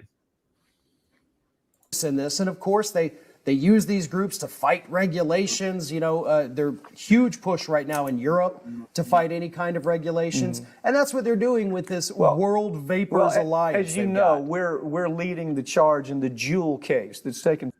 We are leading the charge in the Juul case. Oh, that's right. I've never heard your fucking name before. Who are you? You're nobody. Well, there's a lead. You're a YouTube dude. I think we should demand that he be strip searched. And he's an attorney, so he's going to come after us, Kevin, because we're making fun of him. 5830 Shady Oak. So here's the deal, and I do actually have Kevin's address if you want it all private message. If you need to sue me, you just call Patrick. He's my attorney. Legal counsel. I'm not an attorney. I play one. No, I don't even want. Even in my dreams, I would never stoop low enough to be an attorney. My son just asked if anybody wanted to square up. So careful what you bring. And they are trained. So there you go. Well, yeah. You don't be my legal counsel at all for any reason. None. I think we know some attorneys, though. I mean, I've sat at a table and made a U.S. congressman, not a state, a U.S. congressman do this. So I'm not afraid of you. Work. I actually have pictures of him doing that, by the way. It's out in California, and a lot of this material is coming out there. We're finding documents where British American Tobacco, you have this organization that's called the World Vapers. The World Vapers. Now, it's the next thing to Scientology. Oh, I didn't want to spit that out.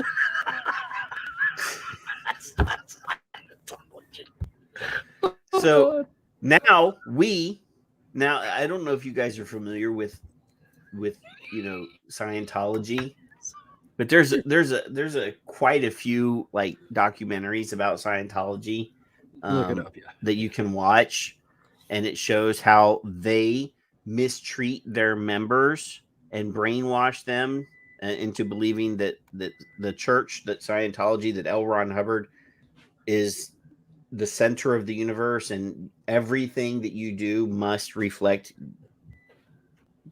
properly on the Church of Scientology. Just and like this, if you don't, they actually have a place where they send you to be re-educated, where they physically and mentally torture you. Just so like this attorney is doing. I'm waiting. As much as I've insulted like Nick, I pick on James all the time. I busted J Love's chops all the time. They've never sent me to a re-education camp. So I don't, I'm just saying you're making the comparison here. But I'll hire Bill as my attorney. Let me scroll back I'm going to move this back just a few seconds here, because the next part is more insulting. It's called the Is World that one Vapers. person giving the other person isn't that nice? Well, that's a boyfriend and a girlfriend. They're it's okay to swap spit. If you're swallowing each other's bodily fluids, you can probably share a vape too. I'm just saying. Just thought the World Vapers. Now it's the next thing to Scientology, isn't it? It's almost a cult. It really is. They've turned their addiction into a cult, is what these vapors have done. Yeah. So first we were bots. Now we're brainwashed cult members. That we are victims to the cult of vaping. That all of us that made me do it. We're on here fighting for our freedoms. But no, we're a cult that's been brainwashed. We couldn't possibly be stupid enough to want to live. Can we use the word vapenetics? Is that a legal thing that we'll get in trouble with? Vapenetics? What? Instead of Vapenetics? I don't know. I mean, we could probably. I mean, because really, I'm liking the new options. Do you see it? I just changed the layout. Look how fucking brainwashed that motherfucker looks. Yes, Bob. Yes, I agree with you. Go back here so I can see the words. All right, let's see what's next. Let's see if he called it. Now we're cults, and they call us chuckleheads. What is this? I have to ask though? In the pecking order of the cult, where is Kevin and I? Who's the head? Are we victims of the cult, or are we actually are we somewhere in the higher echelons of this cult? I mean, I don't want to be just a grunt. I don't want to be in the trenches. I want to be guiding. I want to be instructing the troops from the safety of the vapenetics, the tent. Get your nicotine. Get now. You nicotine freak bots. You must read we're going to need to write a book now, Kevin. We need to write a vapentology book. We should co-author a book. Yeah, should be. We should have it narrated. 5 pages. No, we should have it narrated by Mike. Mike would do a great job with narrating our ebook. Could you imagine an audio book from Mike?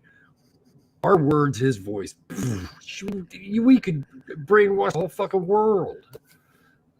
He does have a very soothing voice. With that voice. Yeah. And he's not doing anything. He's like physically laid up right now, so he could. Is this fucker got something caught in his throat, or he got some sort of like weird, like really bad systemic infection? He couldn't even stand up. He had to go to physical therapy and learn how to walk again. So he got a big lump on the top of his fucking head. There's probably no nicotine in his system. Oh, you're talking about this guy? I was talking about Mike. No, not Mike. No, I love Mike. Yeah. And so now we find out that they've gone out of their way to keep it a secret that British American Tobacco, these predatory tobacco weasels, are the money behind. The same people that we sued. Was that a secret? Secrets. Weasels. Was the fact that World Vapers Alliance got some money from British American Tobacco, was that a secret? Because I knew. I don't know that I knew initially. I think it came out eventually. But... I mean, I knew that they. I mean, I knew. I'm pretty sure that a bunch of people knew. I didn't. I probably did, but I mean, obviously, Smoke-Free World. I mean, we know that Smoke-Free World was started by money from RJR. I think it was RJR. That's tainted money.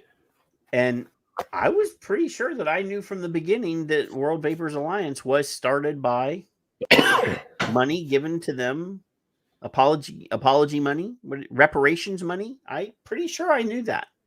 Well, this is a pony from some fucking ambulance. If you don't know already, Kevin, I mean, I know now.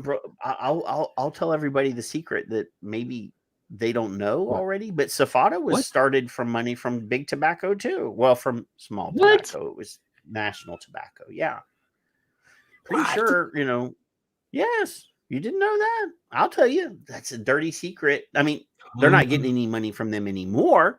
But Safada was originally started by National Tobacco, which produces Zigzag. They produce Swisher, or they're partnered with or associated with those brands. I believe National Tobacco now owns Vapor Beast. A couple of, I mean, the names have changed, the corporate names changed. But yeah, I'm pretty sure. I mean, I think everybody should already know that guys like Ron Tully and Phil Damon and Cynthia Cabrera, all those people that started Safada at the beginning were employees of National Tobacco. Not anymore, though. They're not associated. Just, you know. Right. And Inco gets money from Smoke-Free World, I'm pretty sure. Yep. Just saying. You know, they got their money, their startup money. Pretty sure. So, you know, it is what it is, people. I'm not, again, I know the people. Like, I know Charles. We've talked to Samrat Chowdhury. We know those people. We've interviewed them on the show. We know their work. I don't judge I judge the results, not where they got their start, right? Correct. So anyway, let's go on. Let's see if they're still talking about this stupidity. 2 decades ago, and we found out all this material about how they were gaming the system. There's no difference, is there? I mean, you know, vaping, smoking a cigarette, maybe this much difference, but it's going to kill you. He says this much difference. He's showing his dick size. Sorry. That ladies. Yeah. So he says there's no difference. He says there's no difference between what the cigarette manufacturers did. Oh, counselor. 40 years ago, 20 years, whatever the number he said. He says there's no difference. Now, here's the thing. There's a big fucking difference. So the cigarette manufacturers back in the day, they created research organizations, scientific bodies to research tobacco, and tobacco research groups. Yeah. Obviously, we've discussed, what's the word, Kevin? When scientists do science, and yes, we did a whole video about it. I was looking for the word. I'm not sure where you're going. You use it all the fucking time, Kevin.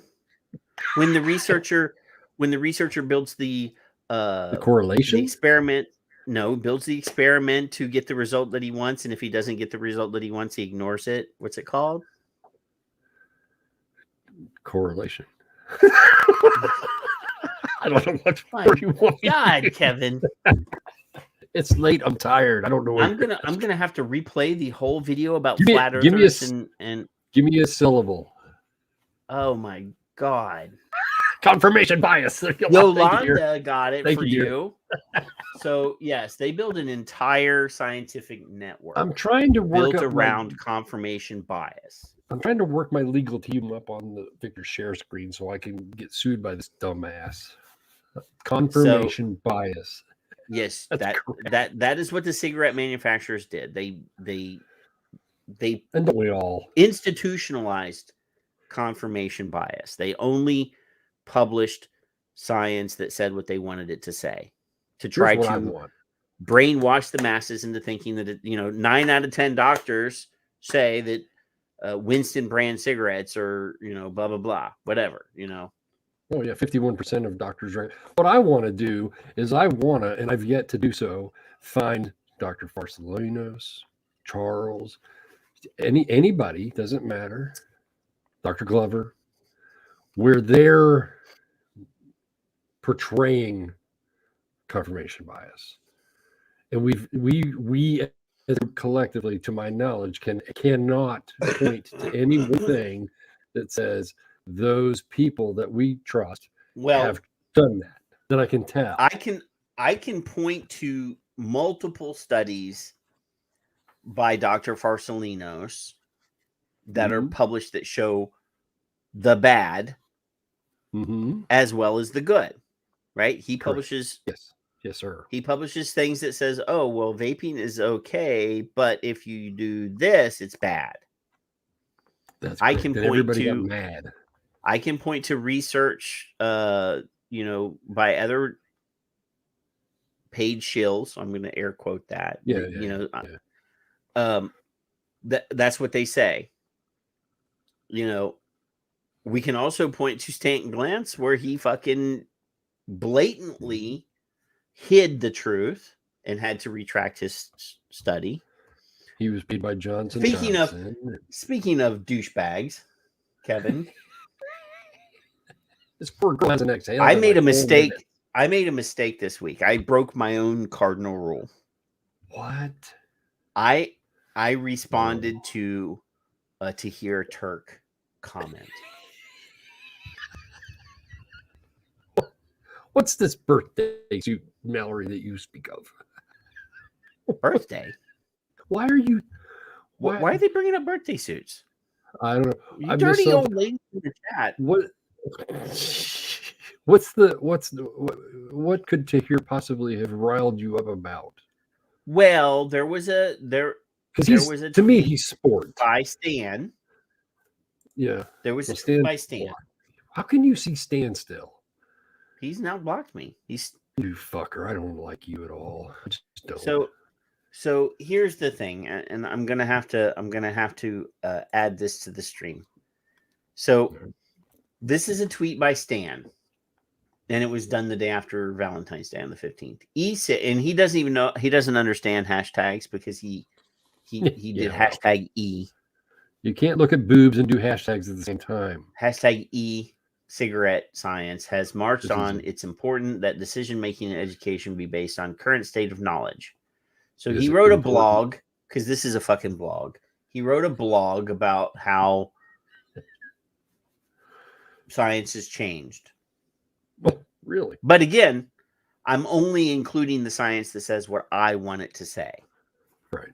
Well, because obviously we know the vast body of science on this topic shows that vaping is far safer than smoking. It's so Keith Marshall, who sometimes is in the chat. He's not in the chat tonight. It's funny when you read what others in tobacco control movement say about your lies. So, and he has a picture, and it's a link to a Clive Bates tweet regarding Stan. So then here's the moron to hear. He's one of my favorite morons, though. So he says, when an eminent researcher quotes multiple research studies from many countries and you claim they are lies, it makes you look rather silly. So other people comment in here, but mine is the top one. So is yours the best? Well, mine is probably the most. You stole my phrase that I couldn't remember. Look at you. See, I actually used the word confirmation bias right here in the tweet. Look at that. You go, so it says here, laugh out loud to hear that the poster child for confirmation bias complains that we criticize Professor Glantz promoting cherry-picked papers that he agrees with while ignoring a huge amount of science that he doesn't. Then I wrote, this is the mean part. To hear the health media / communications expert with 208 followers. Why you gotta nab him by the balls? Because this motherfucker, I'm going to click on this just so that you can see. He says he's a warrior for public health, a social justice environment adjunct professor blah blah blah blah blah. Now he removed his LinkedIn because his LinkedIn showed all of his links to Bloomberg money, and he replaced it with this. So now I click on this. Oh God! And if it opens up, he lost 3 followers. Just so you know, three went away. So he is now. What is that? This is his new. This is his new company. This is his new way to make money. Wow. So instead of being part of Vital Strategies, which his LinkedIn, it says, "Welcome to Communication Partners International." Yeah. The scale of pandemics and other health problems in developing and developed nations highlights the need for more strategic integrated communication solutions to raise community awareness of health risks and risk prevention methods. And I'll be the first one to tell you that a prominent doctor / dumbfuck should be on Twitter promoting these things for the undeveloped people. His new project, his new thing, this is here. Communication Partners International is a specialized global communications consultancy working in partnership with governments and international donors and implementing agencies to facilitate the planning, development, implementation, and evaluation of large-scale public health and social issues communications campaigns. So this Tahir's whole, I'm wasting time talking about Tahir, I know. But his whole specialty, I'm air quoting specialty, is that he develops media campaigns, including social media campaigns. He's a bot. And what it is, I go over here, he has 205. He has 205 followers now. Yeah. He blocked me. If I was $1 billion investor and I wanted to do charitable stuff to create health programs, I wouldn't go to some moron. It's a alert with 205 followers. Well, hell, Ed's got more than that, don't he? I mean, I'm not some like social media monster over here. I have 1,000 followers. That should be higher. It just should. I have 1,018 followers. They're quality. They're quality followers. It is the quality of my followers. Don't get me wrong. But there you go. But I am a more of an expert on social media campaigning than this moron that has a fucking degree in something. He's a professor of something, and he has a specialty in communicate. He started a new business. Well, we assume this is his, right? No, it is. It's his. Oh, it is? Okay. Yes. Or he's one of them. One of them. That's the words. One of us. One of us. So Jitali. I'm just dumbfounded that anyone. So anyway, I responded to him after I have been very vocal. I apologize to my friends. I responded to him after I told everybody don't interact with him. It's a waste of time. But the only reason I did was if it was a Tahir tweet, I wouldn't have. Yeah. But he responded to a Stan Glantz tweet, and Stan has 10,000 followers. So if I pull his pants down in front of 10,000 of Stan's followers, he lost 3 people. It's sport. I'm gonna claim responsibility for his loss of 3 followers. Like I pantsed him in front of all those people. You got a little tic-tac dangly. So I'm just, I apologize for breaking the cardinal rule because I made the cardinal rule. Don't fucking waste your time on Tahir Turk. And then I turned around and wasted time on Tahir Turk. And then I actually posted in one of our secret back channel Twitter rooms. This is what I did. And people are like, you're not supposed, don't blah, blah, blah. I'm like, the only reason I responded was that it was on a Stan tweet. It was on a Stan tweet. There's no wrong way to Twitter. Just do what you want to do. Oh, well, There are So some before- people I don't waste time on, but even then I go, I'm going to do this because it's funny, and then I do it, and then I move on with my day. Before I continue, I do want to say that the Vape Band collaborative products from Vape Band, our friend Andrew is in the chat room, are still available. The glow in the dark, awesome. Oh, and I cleaned my desk off. I got rid of all of the devices off of my desk. There's some code, right? The glow in the dark vape bands are still available. I believe the coupon code Son of Liberty Radio, no spaces, is still available for 30% off of these vape bands that glow in the dark. They're pretty awesome. Or these wristbands, which are pretty awesome. I have several here. The hoist the black flag. Hoist. So if you can hoist your black flag, you have no problem with being erect. There you go. See, that's what it is. Vaping is definitely not reverse. No. Was it reverse Viagra?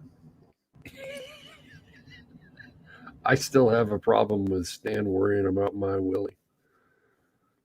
Well, no, he doesn't care about your willy. He doesn't care about your willy. He only cares about teenage boys in college, high school and college boys' penises. Maybe he specifically says that in the quote. I imagine he could be a pretty good school administrator then. He could be strip searching boys instead of girls. I'm just saying that's possible. Did you hear from anybody's legal department yet? No, not yet. No. But Let's also move on. the That's Son of right. Liberty Radio T-shirts are also available from the Son of Liberty Creator Teespring store. There is no coupon code because these are literally at cost. I'm not making any money off of this. They're still there. The nicotine enhanced, the scallywag tee with the really awesome H.L. Mencken quotes on the back. Even if you don't, I'm going to say this: go to Amazon and type in H.L. Mencken and buy an H.L. Mencken book if you don't want to buy the T-shirt, because his one-liners are amazing. The Take My Vape, Walk the Plank tee. There it is right there. The Slaying Dragons tee. The Son of Liberty Radio sweatshirts are here. And there's this V-neck tee that somebody demanded that I make just so that they could put a fucking logo on the back.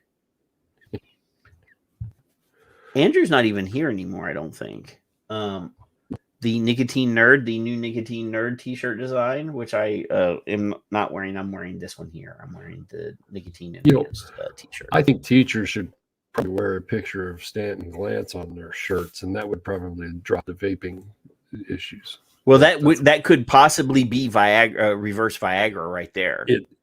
I think having to look at Stan will definitely cause. If you're going to timestamp anything, this is probably the time to do so. Stanton Glantz issued shirts for the girls, and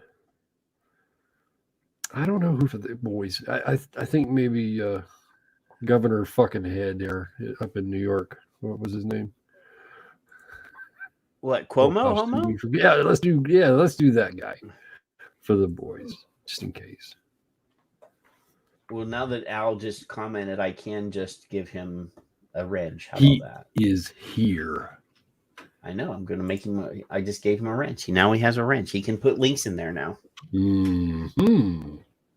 Oh, see, that's one of the rewards is you get to post links now. Mowgli Vapes, Stanton sponsor shirts. But it's really small. No. I didn't clip this. Now I do have the video from the trailer for You Don't Know Nicotine that I could share the trailer. Yeah. Where he talks about smelling teenage boys' underwear. Something about undies. I don't know what that's about exactly. Yeah, I do He's the have that. first person I heard That ever is in my life. that is in my arsenal. I never do have it. Never once have I, in my 54 years, heard that phrase until I heard it. Ever. I couldn't figure out a place to put it in the. I have I went through a whole bunch of old audio clips that I have on the computer to Patrick, make the Vape Madness video. I think if you take 50 pictures of him, put it on a video, 1 second shot of each, him saying that each clip of his face. Well, no, I was trying to put it specifically in context for that video. For the I context. could definitely make. So Tom doesn't understand how links work. How do you link? He says, so how do I link? You go to the web page that you want to copy. You go to the address tab and you copy it, and then you paste it into the comments. You are a wrench. You can actually do that. Yep. So I don't know why he doesn't know how that works. Anyway, Tom is kind of old. Let's not pick on him for, maybe not understanding technology. But anyway, let me complete this. Let me add this back. Right? Yeah, absolutely. And the problem is too, they're trying to market these vapes as, oh, this is the safe alternative. And then, of course, in the fine print, they say, hey, there's nothing to back up these claims at all. But they know that they can get these people addicted. And, of course, they market them to teenagers. We have seen that all across the United States, and it's still happening in Europe, too. And they get the... What's this bullshit about in the fine print? They have nothing to back it up. Who in the fuck do you think you're talking to? Evidently myself. Patrick, you banned yourself. Everything froze. I know.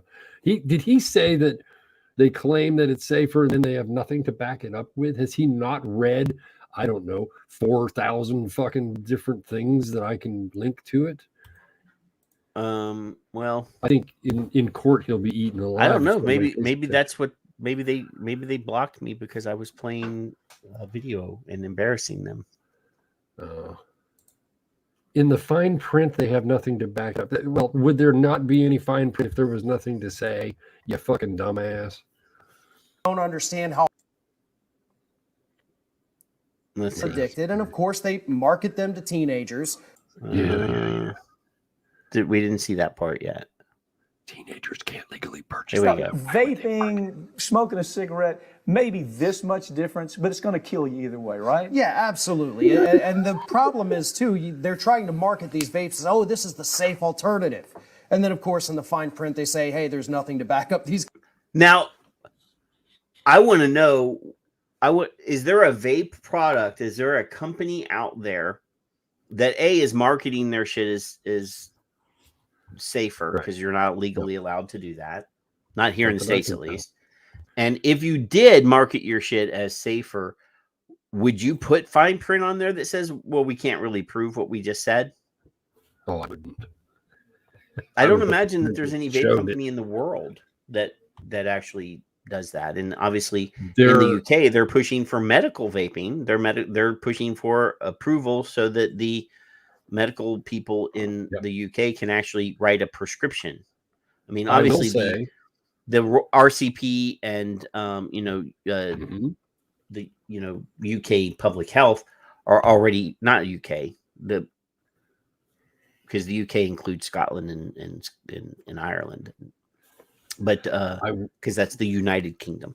But in England, Public Health England is actually promoting people, but they're not actually prescribing. They're just saying you can use, and they're sending you to the cessation groups are giving that as an option, but it is not prescription yet. There are shops, or were in some instances by now, that have had quotes on their walls of Gottlieb and other publicly available quotes that it's safer on their wall.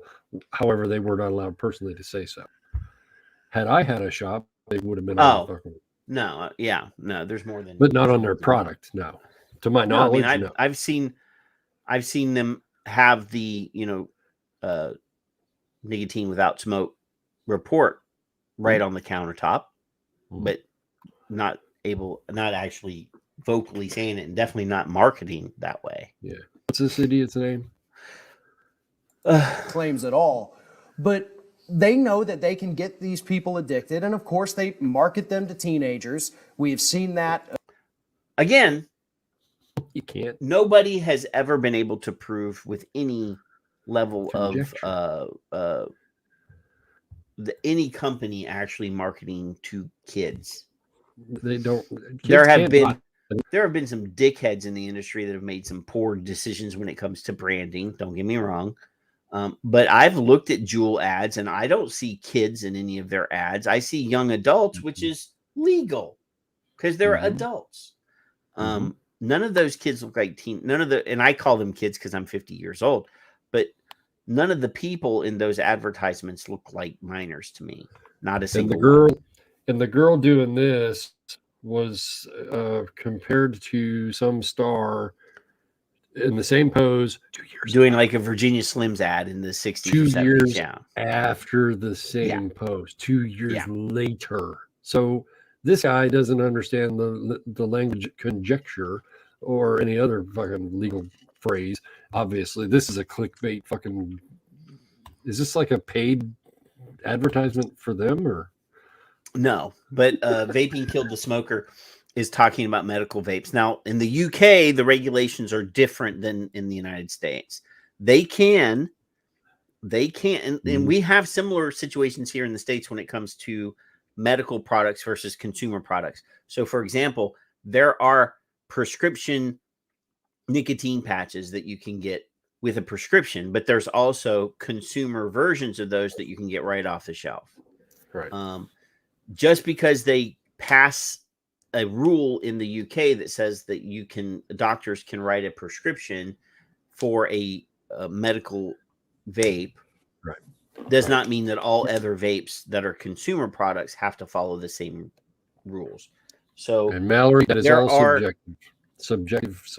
Yeah. Subjective. I don't imagine that the UK is going to threaten a successful system that is working to help them reduce their levels of smoking.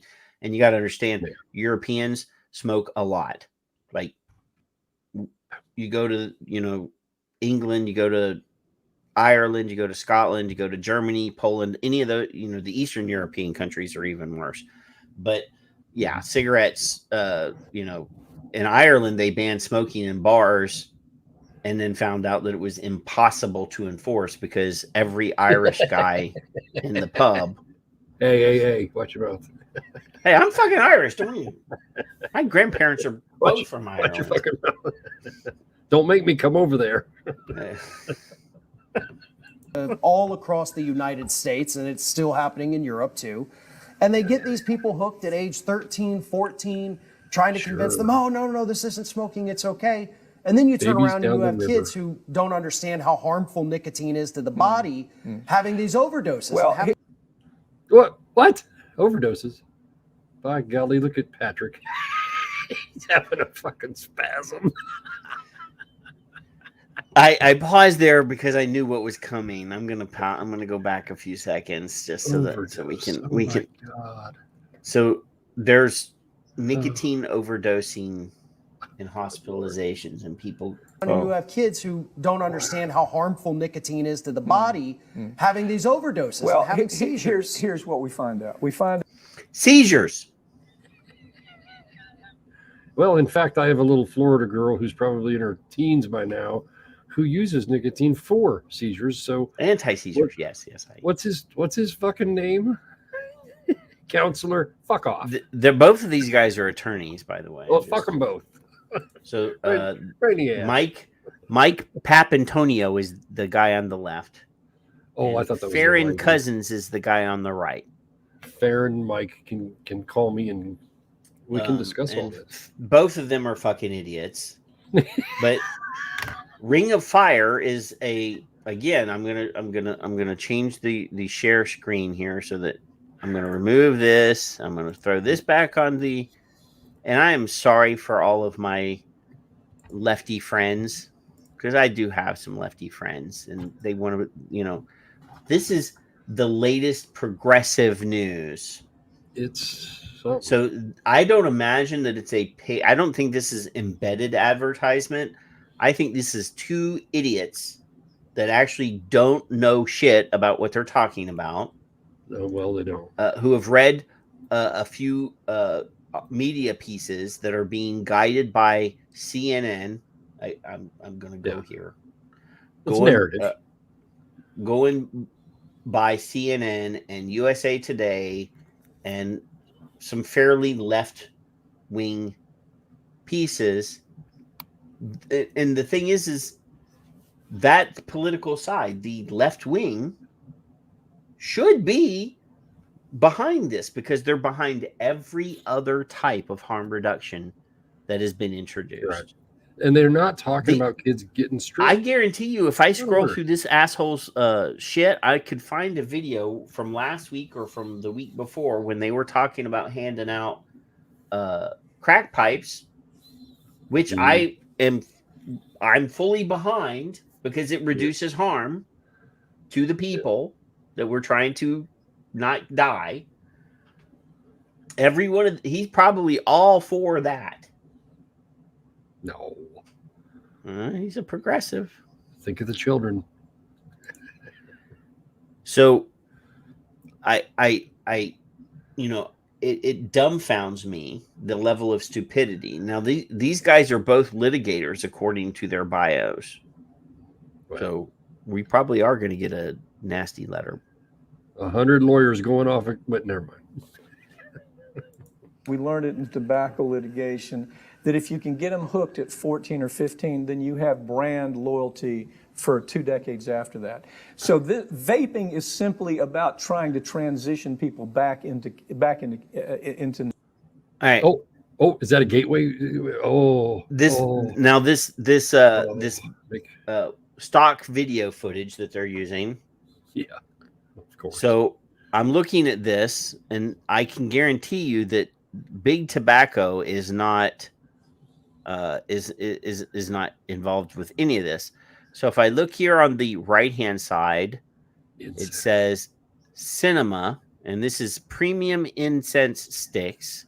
I like incense. Now, these may be just regular old incense sticks that you put on a thing and you light it on fire and it smells your room pretty good. Wait. I'm assuming that's what they now are. Right beside there, though, Kevin, I'm going to have to pull back a little bit because right beside that is a small display for blue. I see blue. Yeah. Okay. Which is a Phantom product, and Juul is above it. Both of those, however, these are products that they probably bought from a distributor. I'm sure that Juul didn't come in here. I'm sure that British American Tobacco or whoever is they'd have a much bigger display. Juul in the United States is coming to this little podunk head shop because if you look behind to the left-hand side of this guy, there's blowtorches and glassware. Yeah. Stuff that you can use as an adult. Who cares? But if Juul and Blue were the owners of this guy, they'd have the whole back wall would be Juul and Blue. Right. I mean, really, think about it. Right. So this poor guy in his fucking hat is just some guy that's it's a bodega somewhere that I'm sure that. Yeah, and there's acid cigars on the back shelf too. Oh, is there? I can't see it. And Acid makes some good cigars. Don't get me wrong. There's nothing wrong with them. Right next to his face. I see the word. Yeah. Okay. Yeah, that's a box of Acid cigars. I have no idea. And then right beside that, glassware. I can't imagine this guy's bringing in $80 gazillion from I don't think that. Blue. I don't think that Altria or British American Tobacco or Phantom are writing this guy any checks to sell this shit. If he did have those kinds of funds, he probably wouldn't have the bars on that window. That's my assumption. I can also guarantee that this guy in the yellow hat selling these products in his bodega is probably not on Twitter. He's not one of the brainwashed cult members No, he's probably just a nice, normal fucking guy. He's just a guy trying to make a living and Exactly. selling products that his consumers want to buy.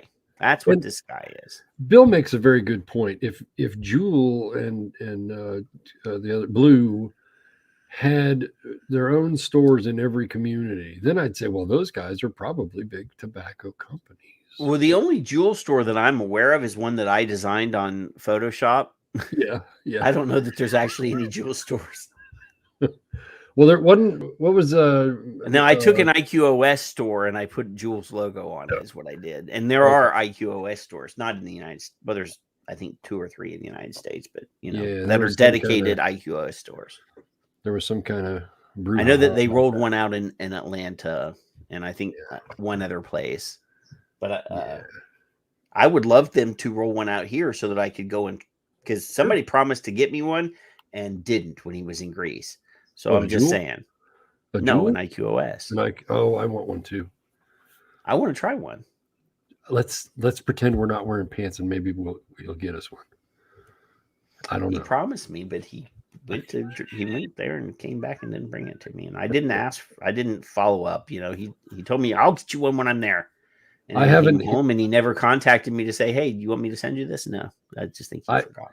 May 2013. May 2013 was the last time I smoked.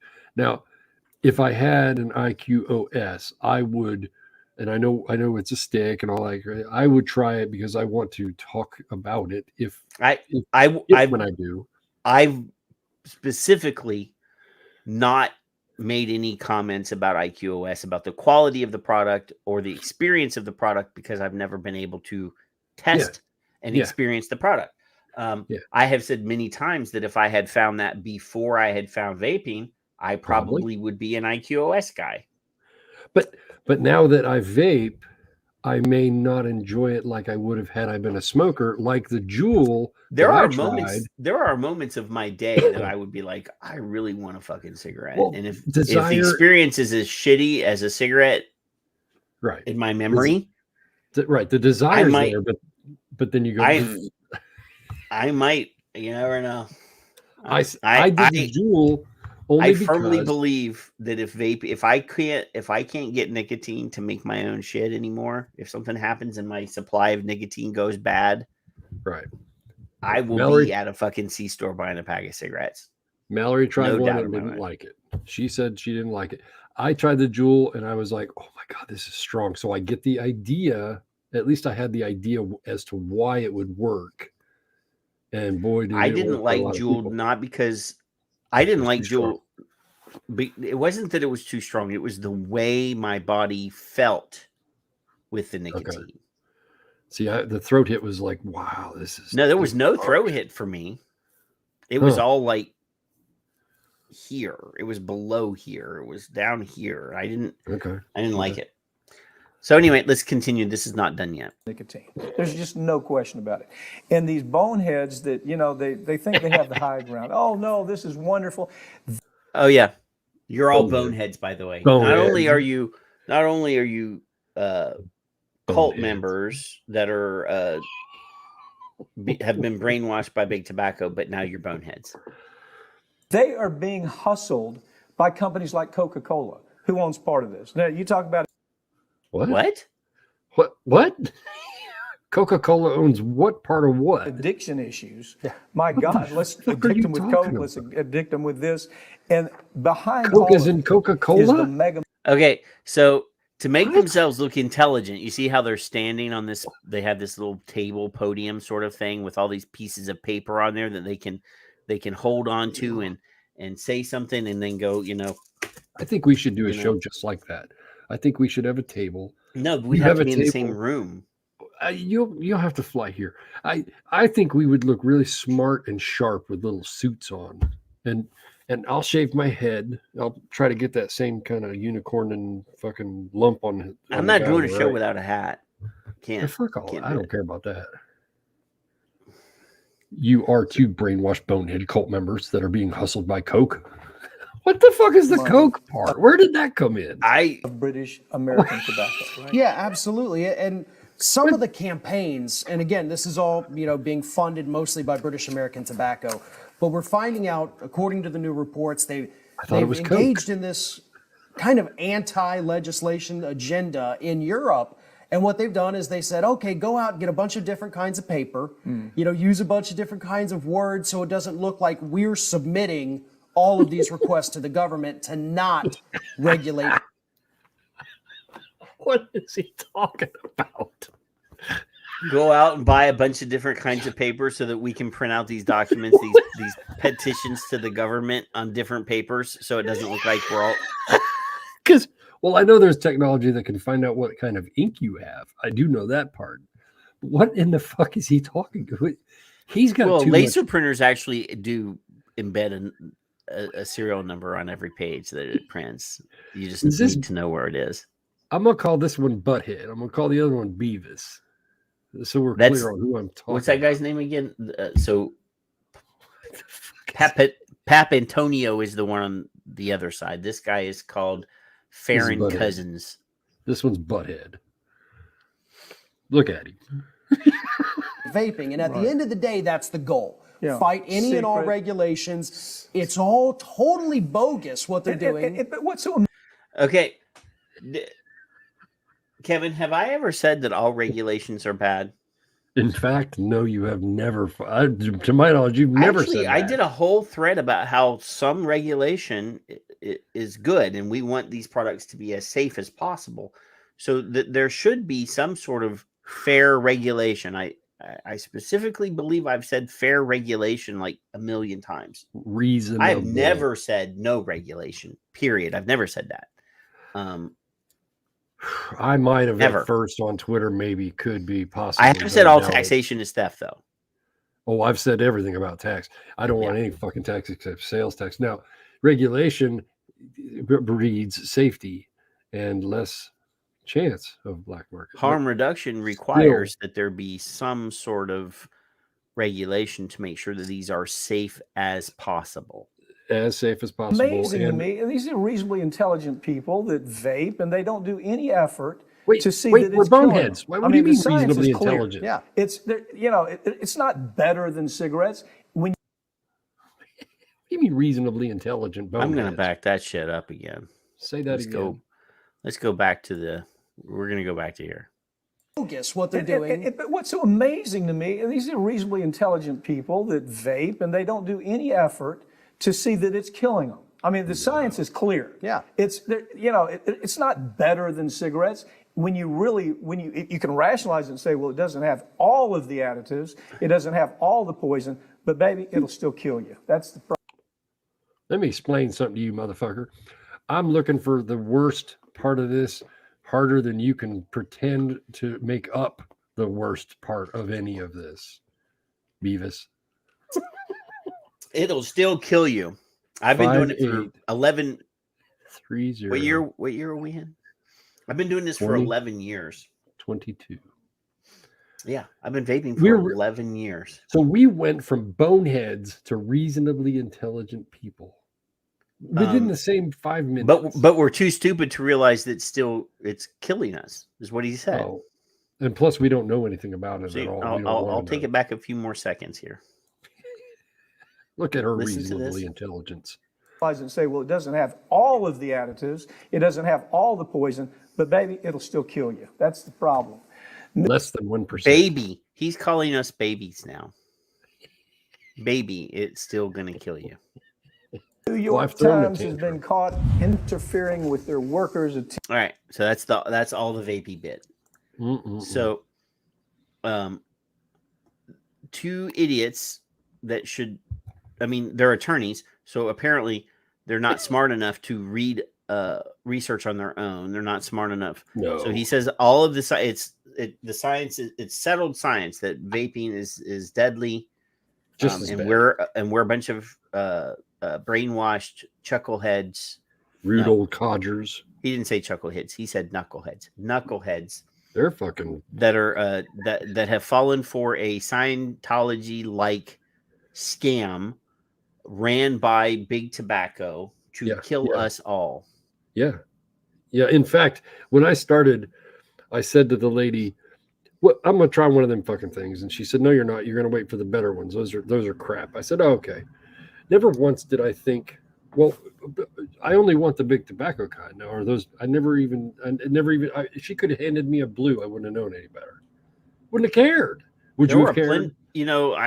I'm not going to say anything bad about blue. There are plenty of people that love blue, and Juul, once blue bought Von Earl, because lots of people liked Von Earl, right? Regardless of David Gerlitz's thoughts on the matter, because he was involved in that, and immediately quit because he didn't want to have anything to do with Phantom, which owns blue. Yeah, has to be said. He didn't want that bad taste in his mouth. He was lied to, and he acted accordingly. So, I wouldn't have cared if she'd Phantom said, at the White House vehemently defended flavors. Yes, they did, better than I ever imagined. So, and they don't have that many. I will not shit on Phantom. I won't. Doesn't matter. Spokesman, whoever it was that was there that was speaking for them, I don't know what his position with the company is, was very adamant that vaping helped people quit smoking, and vaping flavors helped more people quit smoking. So, period. And they had 8 flavors at the time, I think. It wasn't a whole lot, but they used to have more. But yeah, fewer than we've been accustomed to. Much fewer. Yeah, he was actually advocating way more than I expected. So yeah, ridiculous nonsense. Ooh, so we still got more stuff to talk about too. If either Beavis or Butthead would like to come on the show, I will interview them. And I will be nice and not use any bad language.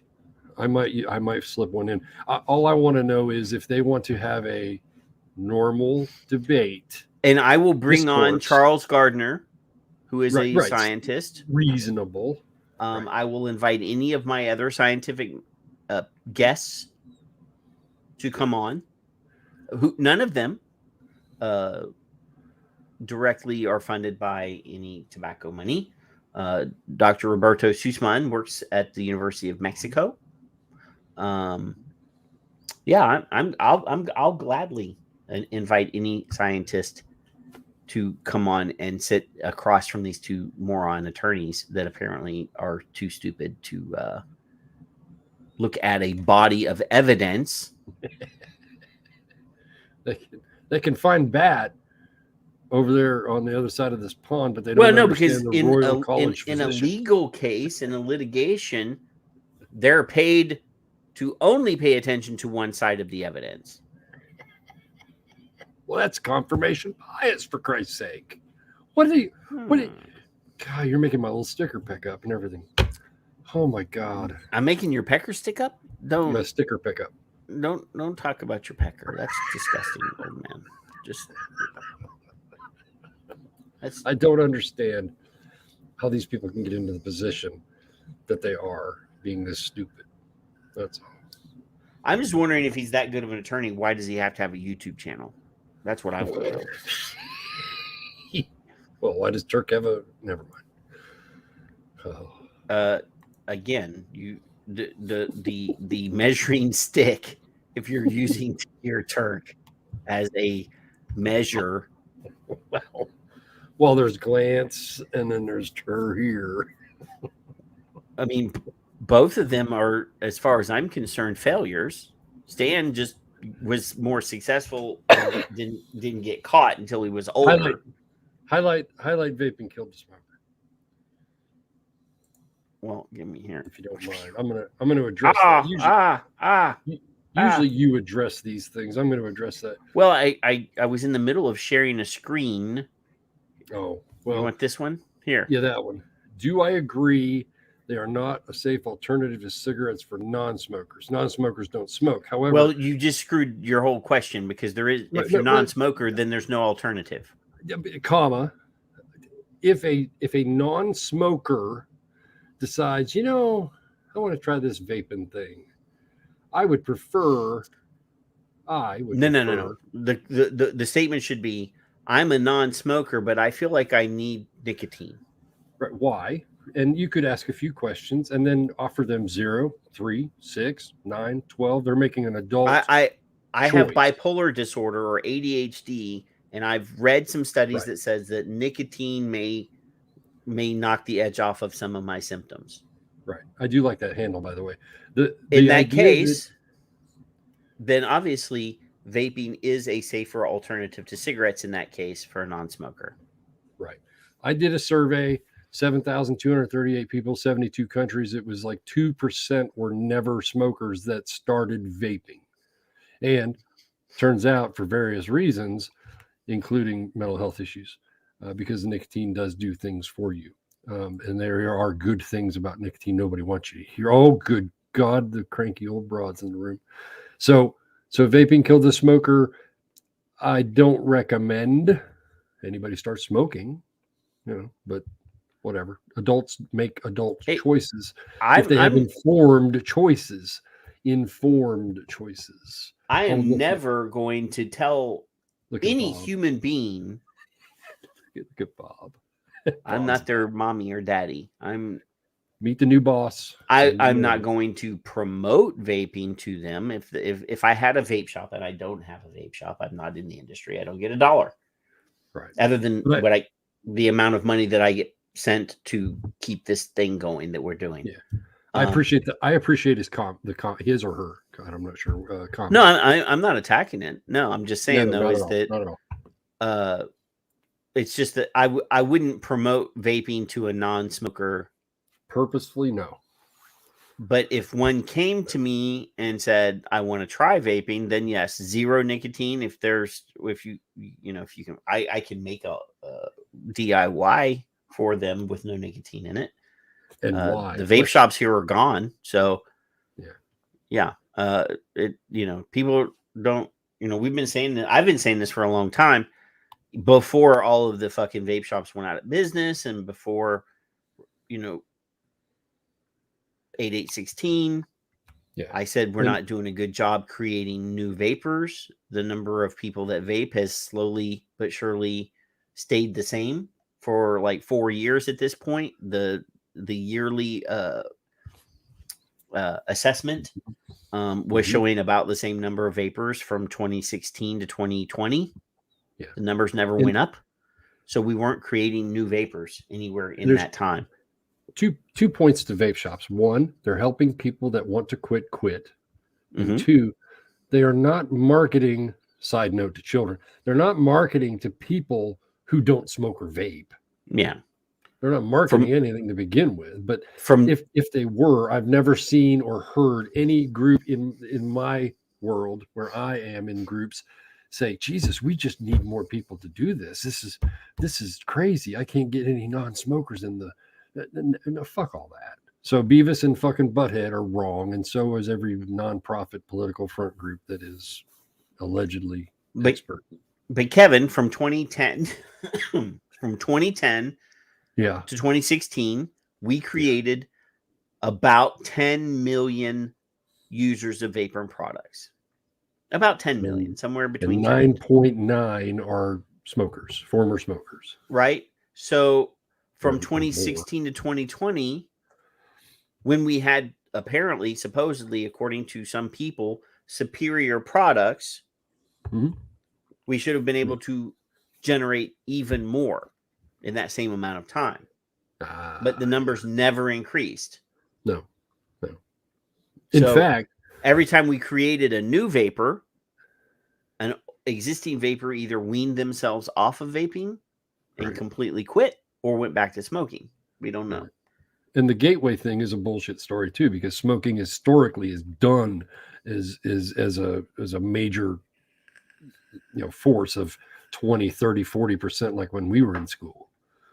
It's down to nothing. I was never a choir boy because I sound like a wild animal when I sing. So we were only choir boy.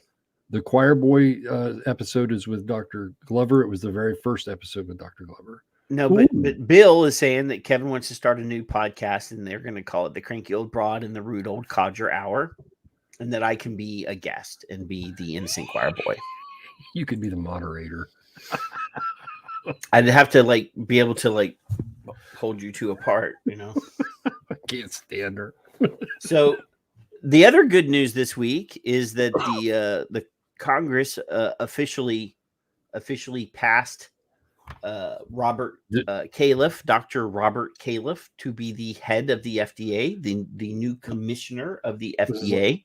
4751. This was pretty harsh. Well, I mean, again, it was pretty. I mean, but he was the only one that they had on their list because he's already had the job. Right.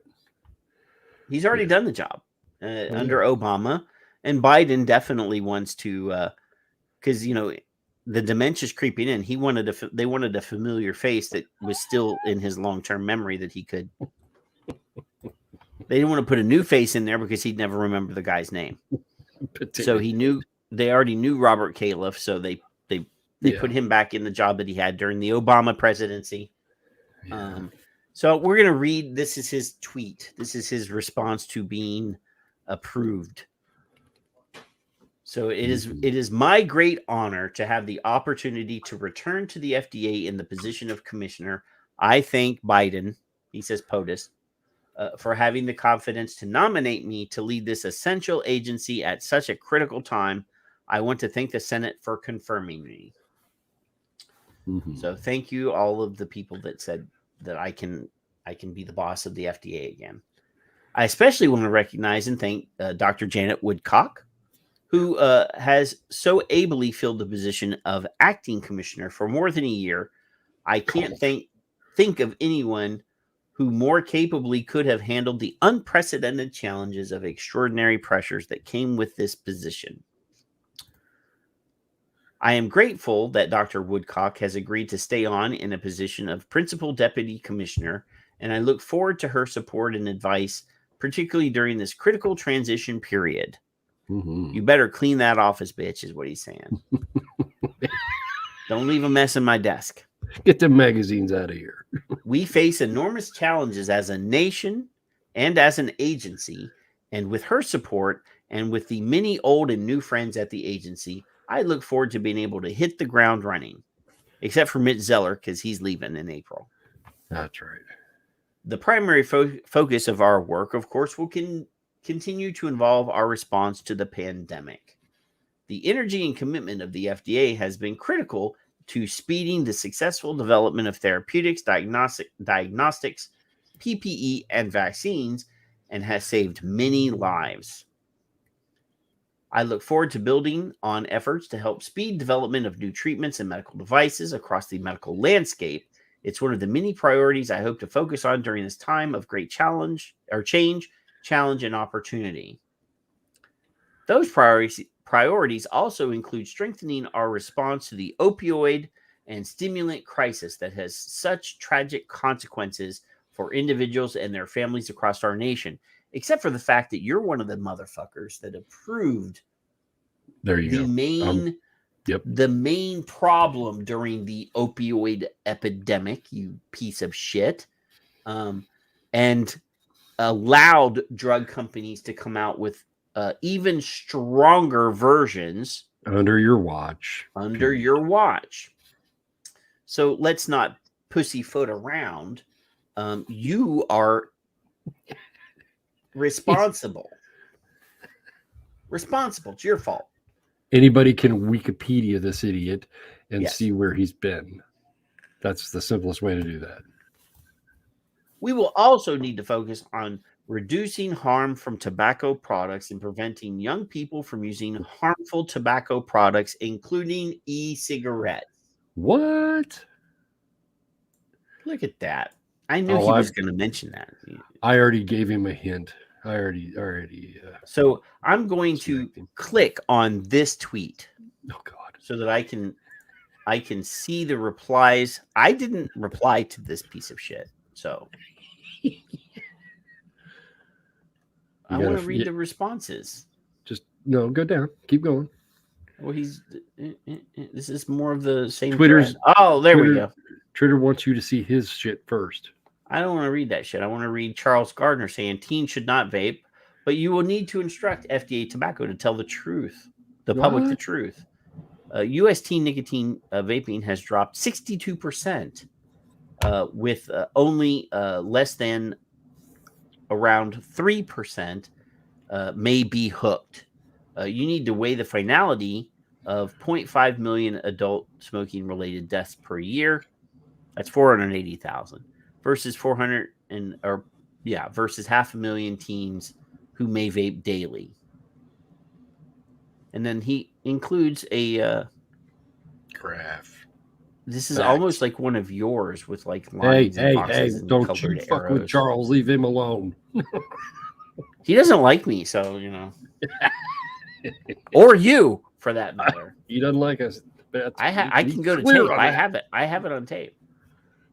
Here are the consequences of U.S. FDA regulation of safer nicotine vapes. All innovation to improve safety frozen at 2016, which isn't legally true, but people are still bringing out new shit. No NIH research allowed on cessation efficacy because vaping has been categorized as a tobacco product.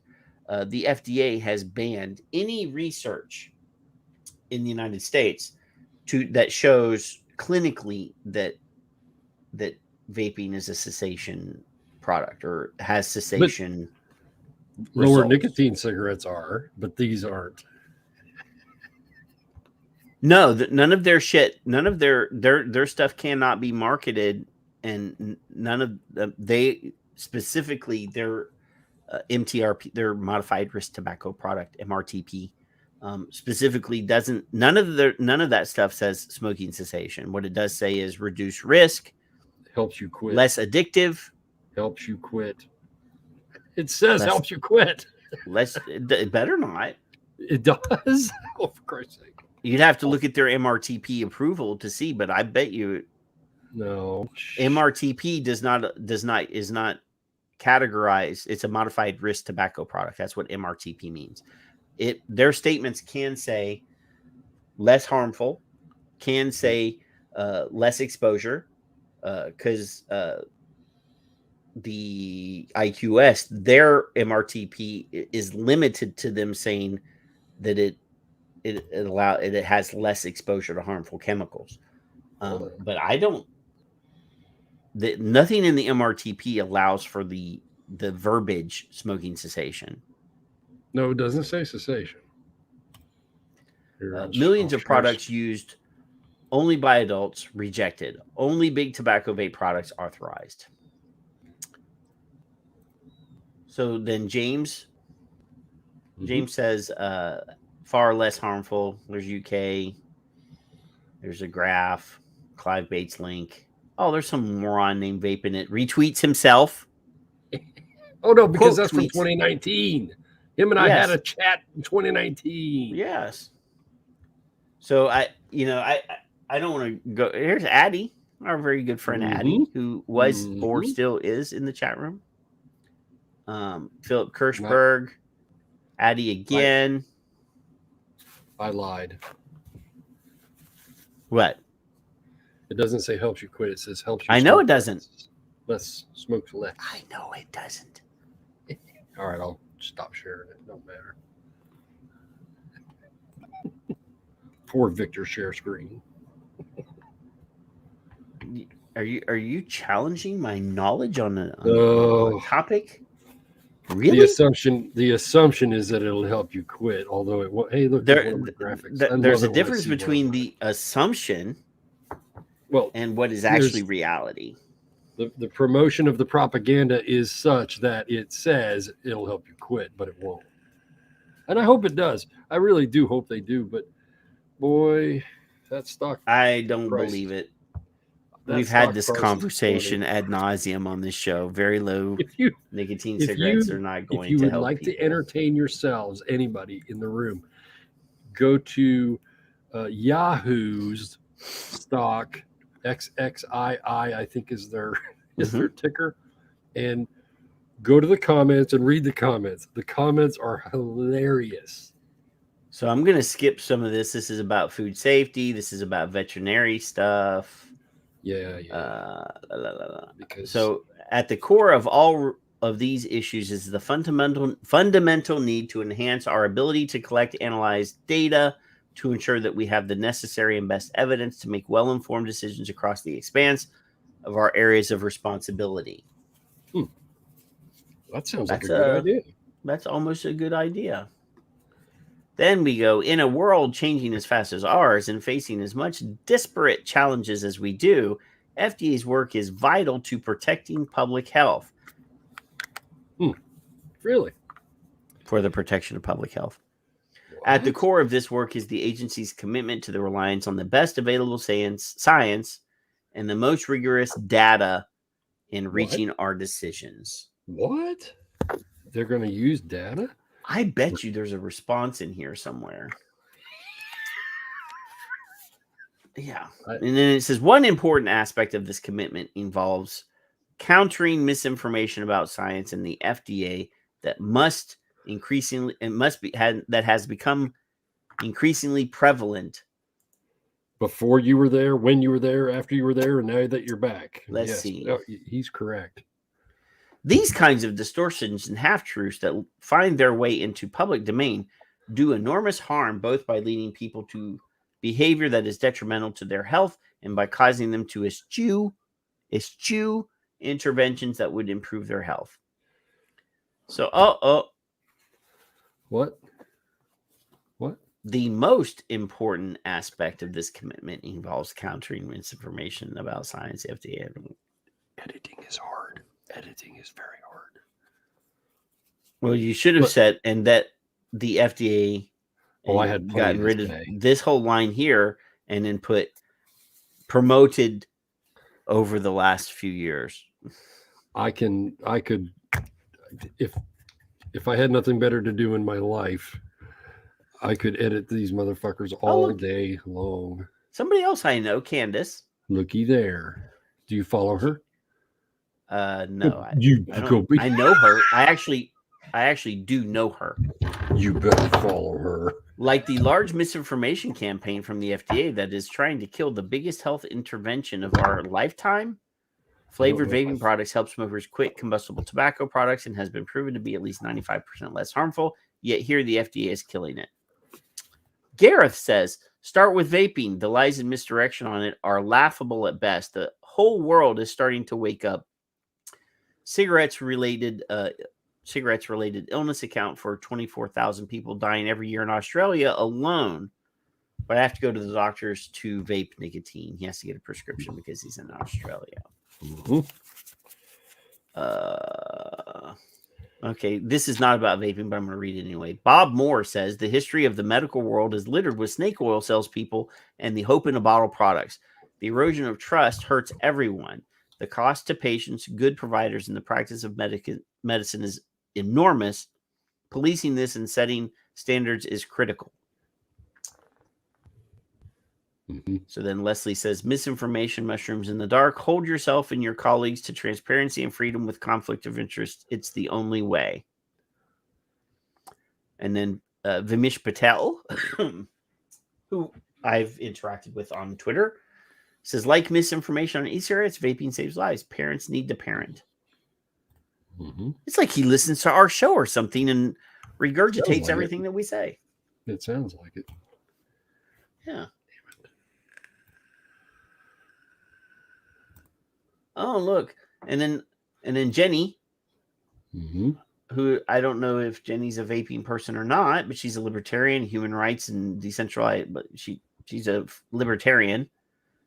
Sent the link for a science.org article about conflict of interest and pharma payments to FDA, which we've discussed. I mean, if you watch the documentary, The Pharmacist, you're going to see some of that. That's a good show. There's another one. There's a couple of those like opioid epidemic documentaries mm-hmm. are pretty damning, and especially I can't remember if it's this one or if it's the one that's directly only about Purdue, talking about the Purdue sales manager, the national sales manager, meeting FDA in a hotel in Silver Springs, Maryland, and writing the approval letter for FDA. Yeah. Well, because it's easier that way. Yeah. Makes it simple. So then there's a bunch of COVID stuff. I'm not going to talk about COVID stuff. It's, I'm not interested in having that conversation because in general, in a nutshell, he said the same thing Gottlieb said, and he said the same thing before, and he said the same thing that Jerome said. Jerome said, I'm going to base all of my decisions on science. I got the quote. It's same as the old boss. Meet the new boss. That's all it is. Lip service. Yeah. Put out some good tweets. Make everybody think you're doing right, and there you go. Shut him up. Shut him up. So then, this is adjacent. This is Califf adjacent. This next piece. We're just going to move right on because it is the So Raja didn't waste any time. God, Lord. Access. So this is from the House Committee on Oversight and Reform. This is an actual government website. It's oversight.house.gov. This is a press release. Chairman Krishnamoorthi calls for new FDA commissioner to act quickly to protect American children. That's right. So it says today, and this was from the 15th. This was from Tuesday. Is that right? Yeah, Tuesday. Today, Representative Raja Krishnamoorthi, chairman of the Subcommittee on Economic and Consumer Policy, issued the following statement after the Senate confirmed Dr. Robert Califf as the new commissioner of the FDA. I wish to congratulate Dr. Califf on his confirmation as FDA commissioner. As a chairman of the Subcommittee on Economic and Consumer Policy, I have prioritized the health and safety of all Americans, and it is my sincere hope that Dr. Califf shares this commitment to protect future generations as commissioner. In this new capacity, it's not a new capacity. He's already had the job before. His role will be more important than ever to ensure the FDA sets forth critical policies on a wide range of health issues, including addressing youth e-cigarette use and addiction, and lead and other heavy metals and baby food. Stuff we've ignored forever now is important. I was unaware of toxic levels. Toxic heavy metals in baby food. Yes. Been around forever. I didn't know that. Why don't I have adamantium bones then? I don't even know what that is, but you should. That's an unbreakable metal. It's the thing that Wolverine's claws are made from. Well, in my opinion, if I get enough toxic heavy metals, I could be called a bot. So I'm not. Well, really... you have been called a bot, though. Oh, that's right. But either way, ding, ding, bop, bop, beep, beep. Beep, beep, boop. So I have long pushed for the FDA to help curb the youth vaping epidemic. This includes pushing for the agency to rule on all outstanding e-cigarette applications and ban all flavored e-cigarettes. So you're asking them to do their job, to rule on all the applications, but you want them to rule the way you want them to rule. Well, wouldn't you think, Jesus, these kids are getting all these things. Where are they getting them from? Let's go there. It's the baby down the river, parable. Yeah. They don't care. They don't give a fuck. No, they don't. They don't give a fuck about you, and they don't give a fuck about the kids. They don't give a fuck. He wants to ban all flavored e-cigarettes, including menthol flavored e-cigarettes, which are targeting America's children. Yes. I also believe the agency must act to keep excessively addictive e-cigarettes, those with over 20 milligrams of nicotine per milligram, off the market, as my end-to-ends legislation would do. Finally, the FDA must combat the introduction of synthetic nicotine replacements, which are also leading to nicotine addiction in our young people. That's right. So then there's a paragraph about baby food. That's it. The so plan. I look forward. I'm not going to read the baby food stuff. It's still kind of on fire.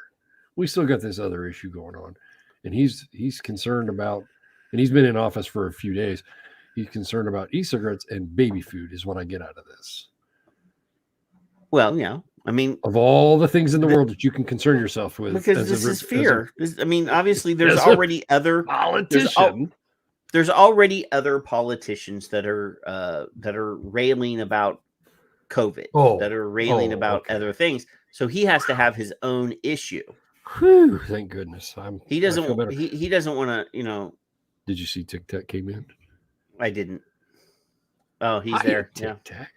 He says, "Bop bop ding dong." Bop bop. I don't want to talk about your Tic Tac right now. So other politicians are setting fires. So this on is other his. shit. This is his niche thing. You know, he's got to have his own thing.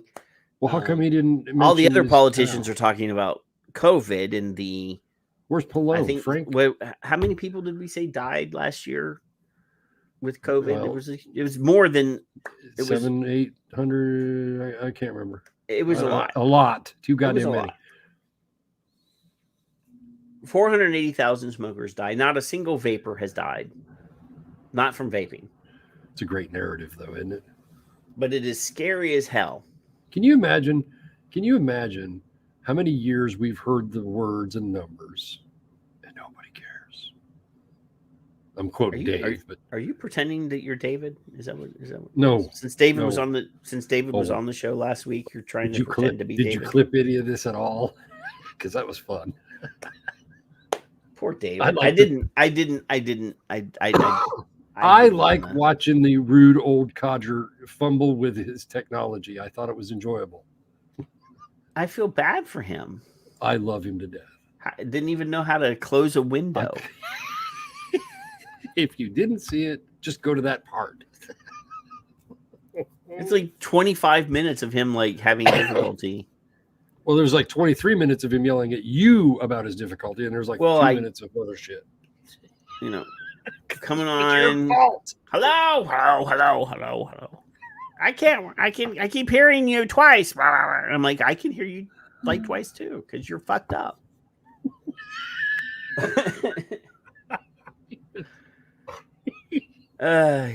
He was a surprise. Yeah, I'm surprised he didn't pop into the chat. What's a browser? Yeah, I didn't even know what a browser was. So yeah, baby food. If you go down the rabbit hole, you can find all kinds of fun shit. You can have like 7 rat hairs in your lipstick or some bullshit. I don't even know. There's all kinds of stuff that they're. Oh, there's all sorts of like bug carcasses in your bread and all. You know that's just that's part of life. Y'all are consuming rat feces, and it's. I'm telling you, Kevin bought on Netflix. What? Rat feces is in your fucking food, and it's approved by the FDA, and you'll eat it and you'll like it. That's it. It's been there. We've all consumed it. That's why you got bad breath. I can't help you get some gum, which has probably also got shit in it too. Yes, there's all sorts of Felencricane. Where's my gum? Don't eat any brownies from Kevin's house though, because it could have semen in it. So you don't want to. No, absolutely not. No. Just saying. Don't tell your kids about that, by the way. Oh my God. I'll never eat at my kid's house. Well, stoners anyway. I ain't gonna eat that. No. Your kids move out, and like 5 years from now, one of them says, "Dad, come over to my house for Thanksgiving." Timestamp this. You're gonna go to McDonald's on your way to your kid's house, and I was told yesterday. That's what I used to do to my mother-in-law. Oh, good. I'm already 8. He told me he's moving out this summer, and I'm time stamping that too, just for fun. Because by December, Delta 8 pens are not legal everywhere. By the way, I'm Houston, Texas, you'll get your ass thrown in jail. Ooh. Everybody send Patrick your pens. I don't live in Houston. Oh, damn it. I'm not even close to Houston, but they 6 hours away. They busted a bunch of fucking shops in Houston. If it's a big deal. It's a big deal. Then there's a black market. You got to keep the cops, busy. Well, they tested the Delta 8s, and apparently they had that. Apparently they had they weren't clean. And, because earlier we showed that they still. Therefore, if one vape pen that's labeled Delta 8 has some THC above the legal limit. All Delta 8s do, and they're going after all of them. That story we covered earlier, they didn't know what was in them. They hadn't tested them since December. Well, that was in Texas. We have better labs in Texas than they have in Wisconsin. You know, they could probably FedEx them to Texas and fucking give them the money to do that and then send them the fuck back. Then they'd know. Texas is on top of shit. They're good at doing. I mean, obviously the state troopers are good at testing them out because they, confiscate them. They, take you to the jail and don't turn in the evidence bag when they drop you off at the jail. And sometimes they force themselves take a couple hits off of it and upon the on officer. video. Yeah. Twice. Oh, that was a good video. I just love that.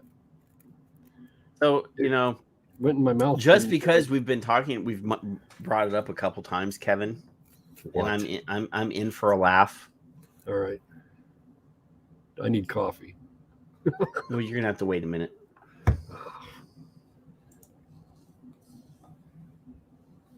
I had 3 cups tonight, and Well, we had a lot of good content. We got riled up. You see my Beatles mug? I like my. Yeah, I know. You want me to tell you what happened to the Beatles?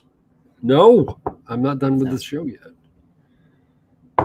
It was very difficult for them not knowing the words to their own fucking songs, though. That was a little aggravating for me. Well, I mean, again, they were on the marijuana. It aggravated me. I'm the only one that's watching it.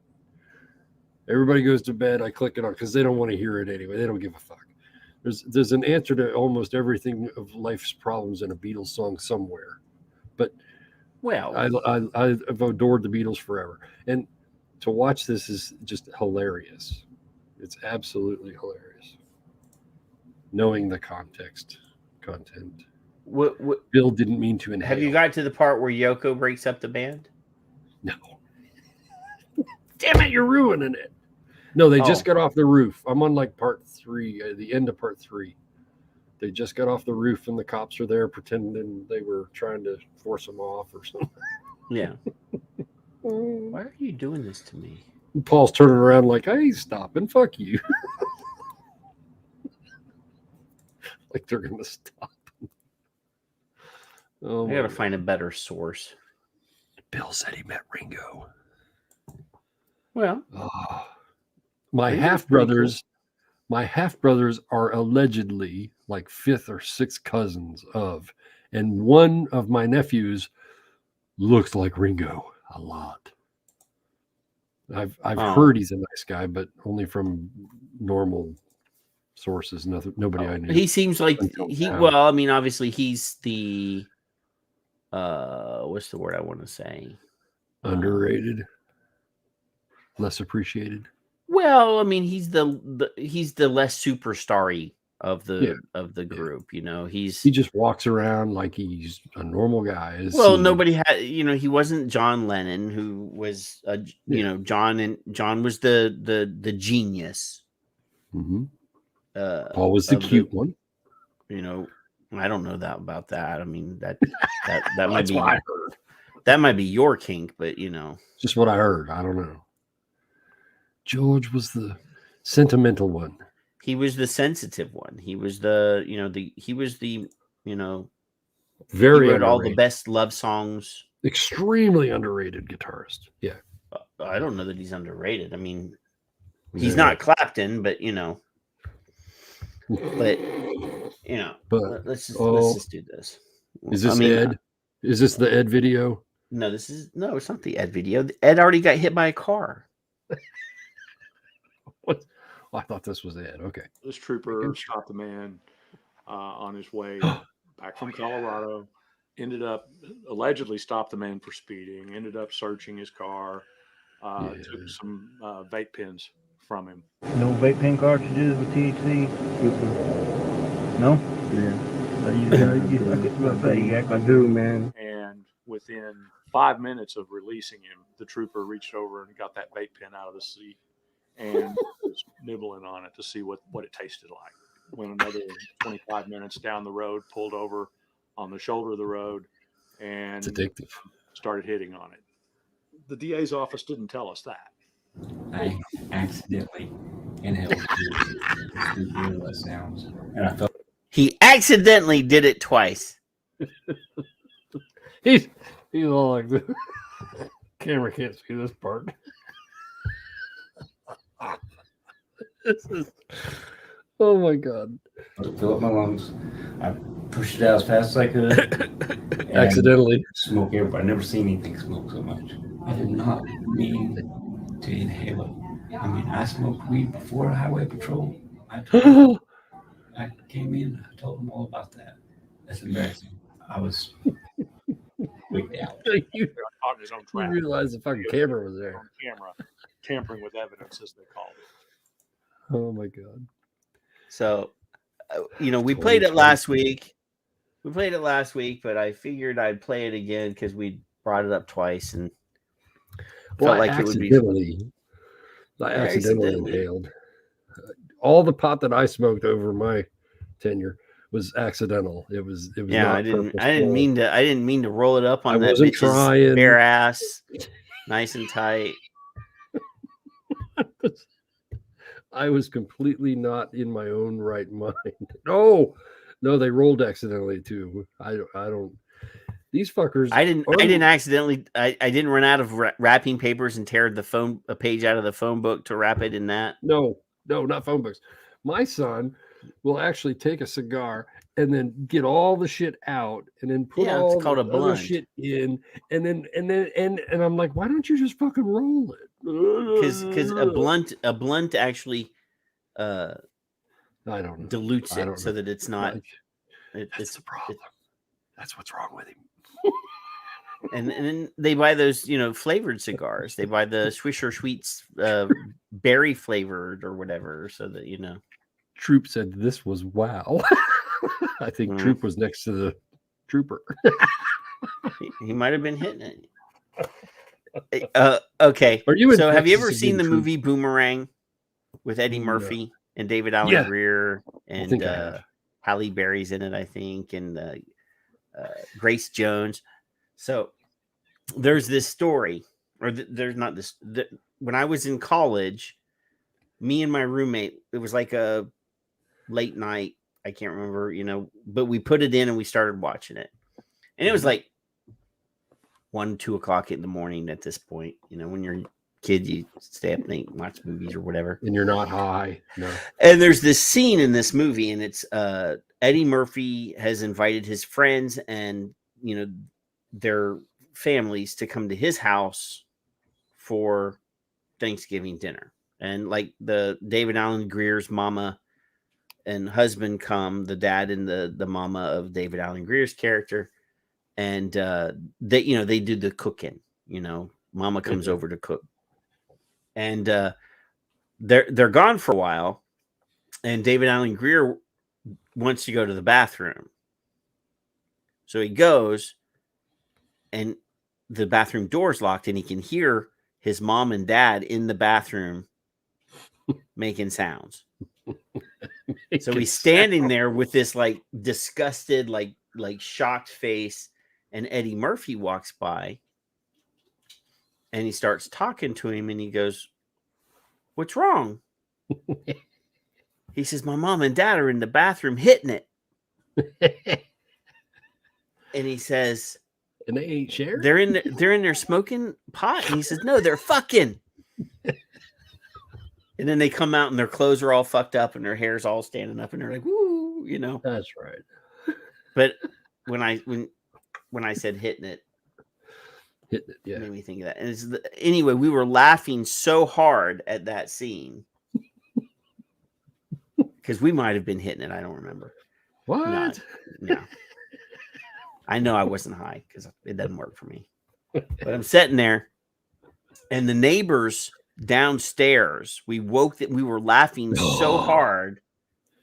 We woke them up, and they were beating on their ceiling, our floor, because we were laughing so hard about you fucking college kids. Well, no, they were college kids too. But they were like master's degree at that point. We were just like freshmen. Oh, see, there's a problem. They were more responsible college students than us. They were a husband and wife. They were married. And we woke them up at 2:00 in the morning laughing at an Eddie Murphy movie. Shame on you. Yes. That was just a colorful story to tell during the podcast, during the show. But go watch Boomerang. It was a funny movie. Grace Jones in that movie is scary as hell.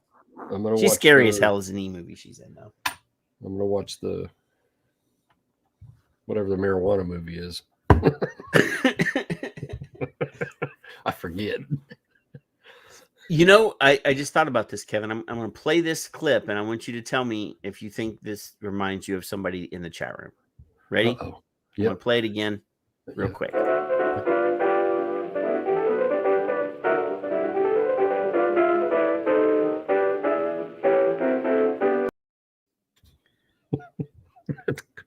It's got to be Paul. Well, it's Paul with hair.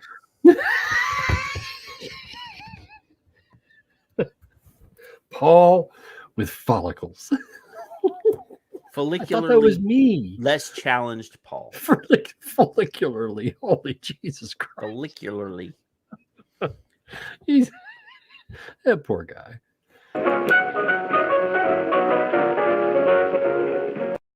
See, that's more like Bill. That's more like Bill. Now, Bill doesn't. I mean, look at the guy's eyes. Look at his face. See, that's definitely not. He's got passion, yeah. It's definitely not Bill. Should have been a horse. Horse. Horse. Oh, horse. That's not very nice. So Bill's old enough to know what a record store is. I'm old enough to know what a record store is. We still have them. So am I. Well, but that's where all the hipsters go now. They go to they buy vinyl, classic vinyl. They're looking for classic vinyl. Yep. Mm-hmm. Why are you Reefer Madness? Yes, Reefer Madness.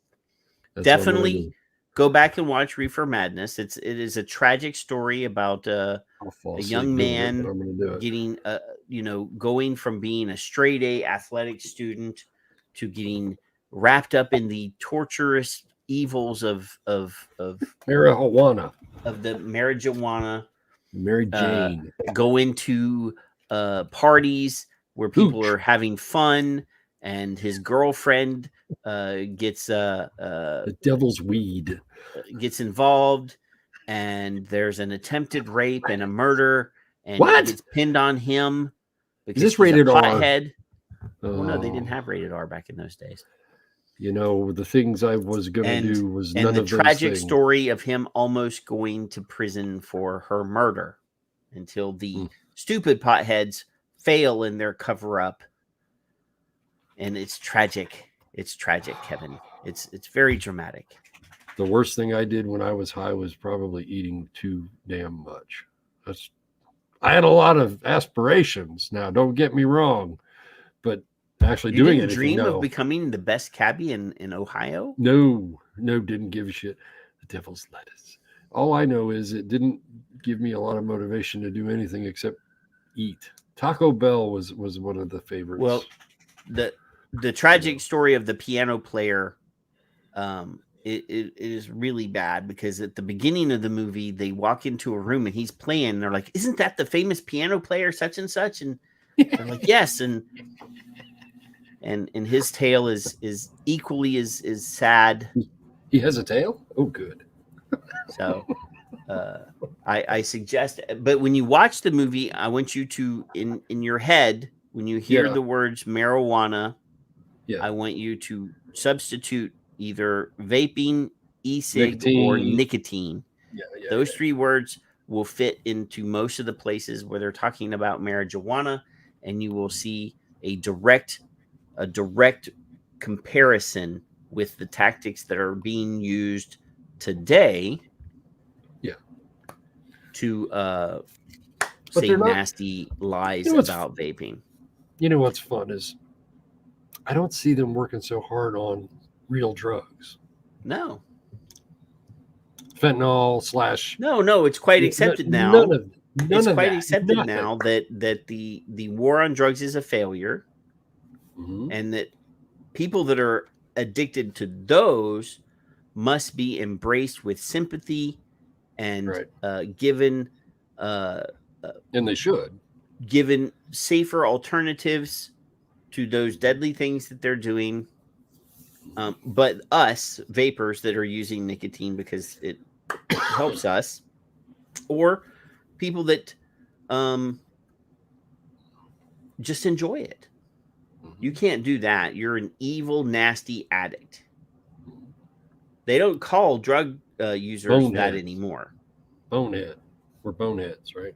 Yes, we're cult members. See, we're brainwashed by big tobacco Scientology. Or Tom, sorry. And we're killing ourselves. That's according to that video that we. But we are intelligent. No, we're intelligent. We're chuckleheads, or no, knuckleheads. He said knuckleheads. We call ourselves chuckleheads. So, at least Kevin and I do. You guys might not call yourselves that, but we are here just to show you the nonsense that everyone else believes. Pretty much. This is the sad thing: is that those intelligent people that you know in your life, or that you don't know, that you just see in the world, those people have been brainwashed. Those people have been shown the lie, and our job is to pull the curtain out and point at the guy behind the curtain, which we do pretty regularly. Every Friday night we do this for several hours. We can de-pants people ourselves. And we're no better than those people at school. We do like to pull people's pants down, but I don't ever strip search minors. No. And I only figuratively pull pants down. I don't literally do it. Yeah. If my grandson tells me any of these fucking stories, it's not going to be a good day.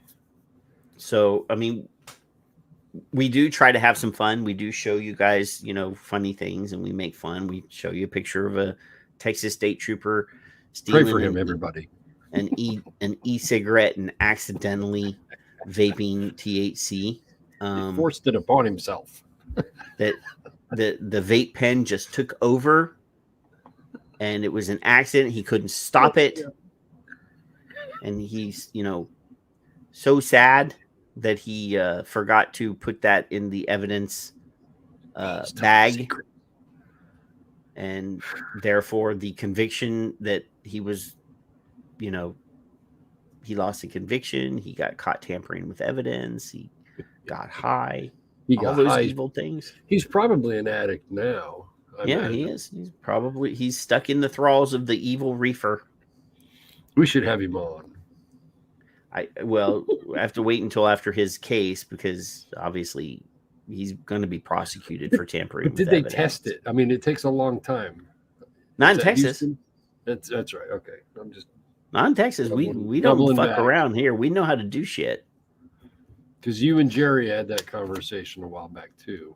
No. Yeah, the Surgeon General, ex-Surgeon General of the United States, did not believe that testing people for substances was a good idea. No, we would never do that. He said that would sow distrust between the patient and clinician. I don't know about you guys, but anytime I ever go to the emergency room, they test you for everything, including pregnancy, right? Yeah. They tested Janice again. I could be with child. You never know. I asked when I took her last week to the regular, not the ER, but the regular health clinic, whatever it is. Yeah. Okay. Are you? Was it a strip mine, Bill? Yeah, one of them strip mall health clinics, whatever. No. Bill says that there used to be a company near me that repeatedly had miners stripped down. They operated the local coal mine decades back, and I said, "Was it a strip mine?" I think that was the punchline. I'm pretty sure that was the punchline.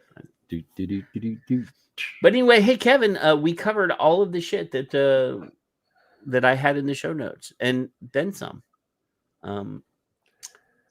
Is there anything that you want to say to our friends and viewers and listeners?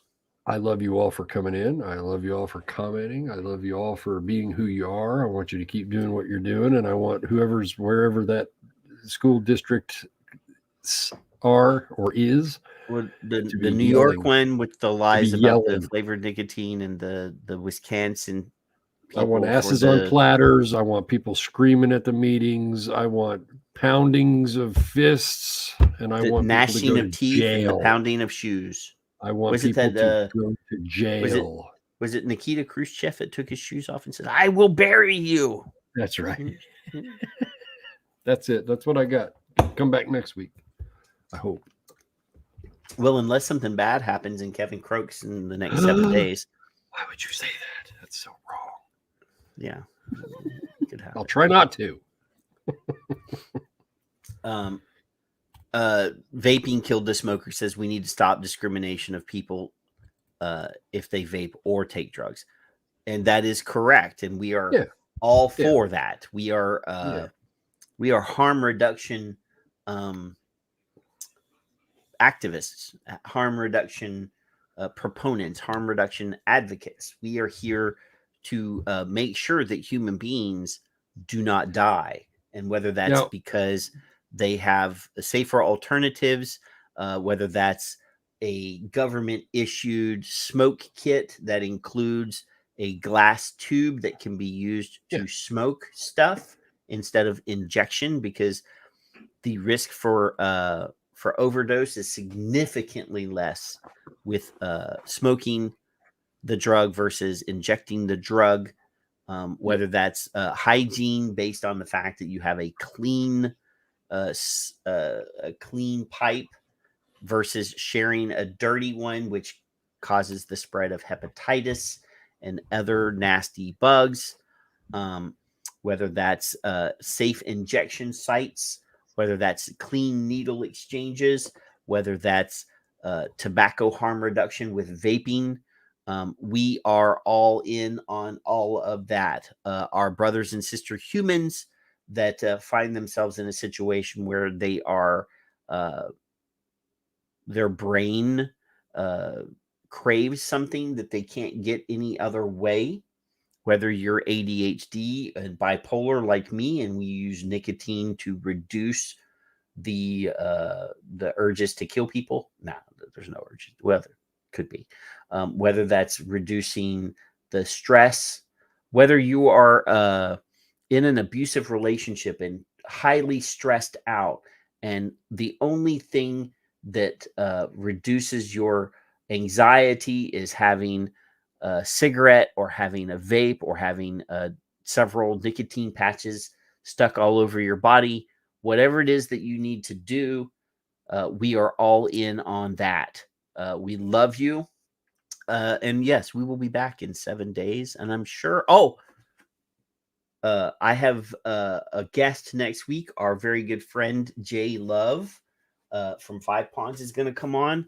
We are not going to talk about regulation and stuff. We're just going to have a positive chat with Jay, because every week Jay posts like these really awesome, like California hippie surfer dude videos, and we really need to have one of those. So we're going to have Jay on next week. He couldn't come on this week. I tried to pressure him to come on this week. He had to take his kids camping or something. He's always doing something with those brats. But anyway, we'll be back next week. We love you. Make sure that when we get off the air, you go and find your kids and make sure they're tucked in good. Kiss them on the head. Go find your wife and plan a big wet one, or husband or significant other, whatever. Go and enjoy the company of people that you love. This is your weekend. Enjoy it. Barbecue. The Olympics are closing ceremonies at the end of the week, or weekend, I should say. I think I had a patient say that they were having an old lady wine and pizza party during the closing ceremonies because that's what they wanted to do. Barbecue, do whatever it is you want to do. Enjoy yourselves, because Monday's coming and all this shit starts all over again. I am going to end the show tonight with a repeat of my little video that I created today, the Vape Madness. So love you. We'll see you. Be good. Bye.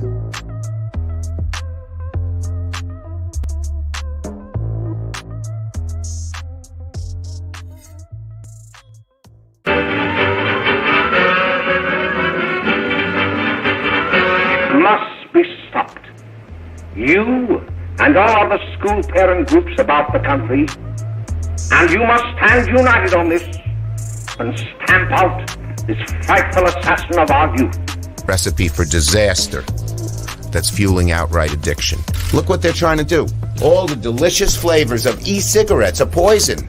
Today, right now, it would appear the wildfire of e-cig use among teenagers, high schoolers, middle schoolers has not let up. Just think if your kid was doing this and winds up with an IQ 10 or 15 points lower than he or she would have had. They shouldn't be experimenting with the entire American public. What we know is these products are addicting millions of kids. Dr. Carroll, as principal of the Lakeside High School, did you, during the last 3 months, notice any changes in the demeanor and attitude of your student, William Hopper? Yes, in a number of things. For example, at times disassociation of ideas.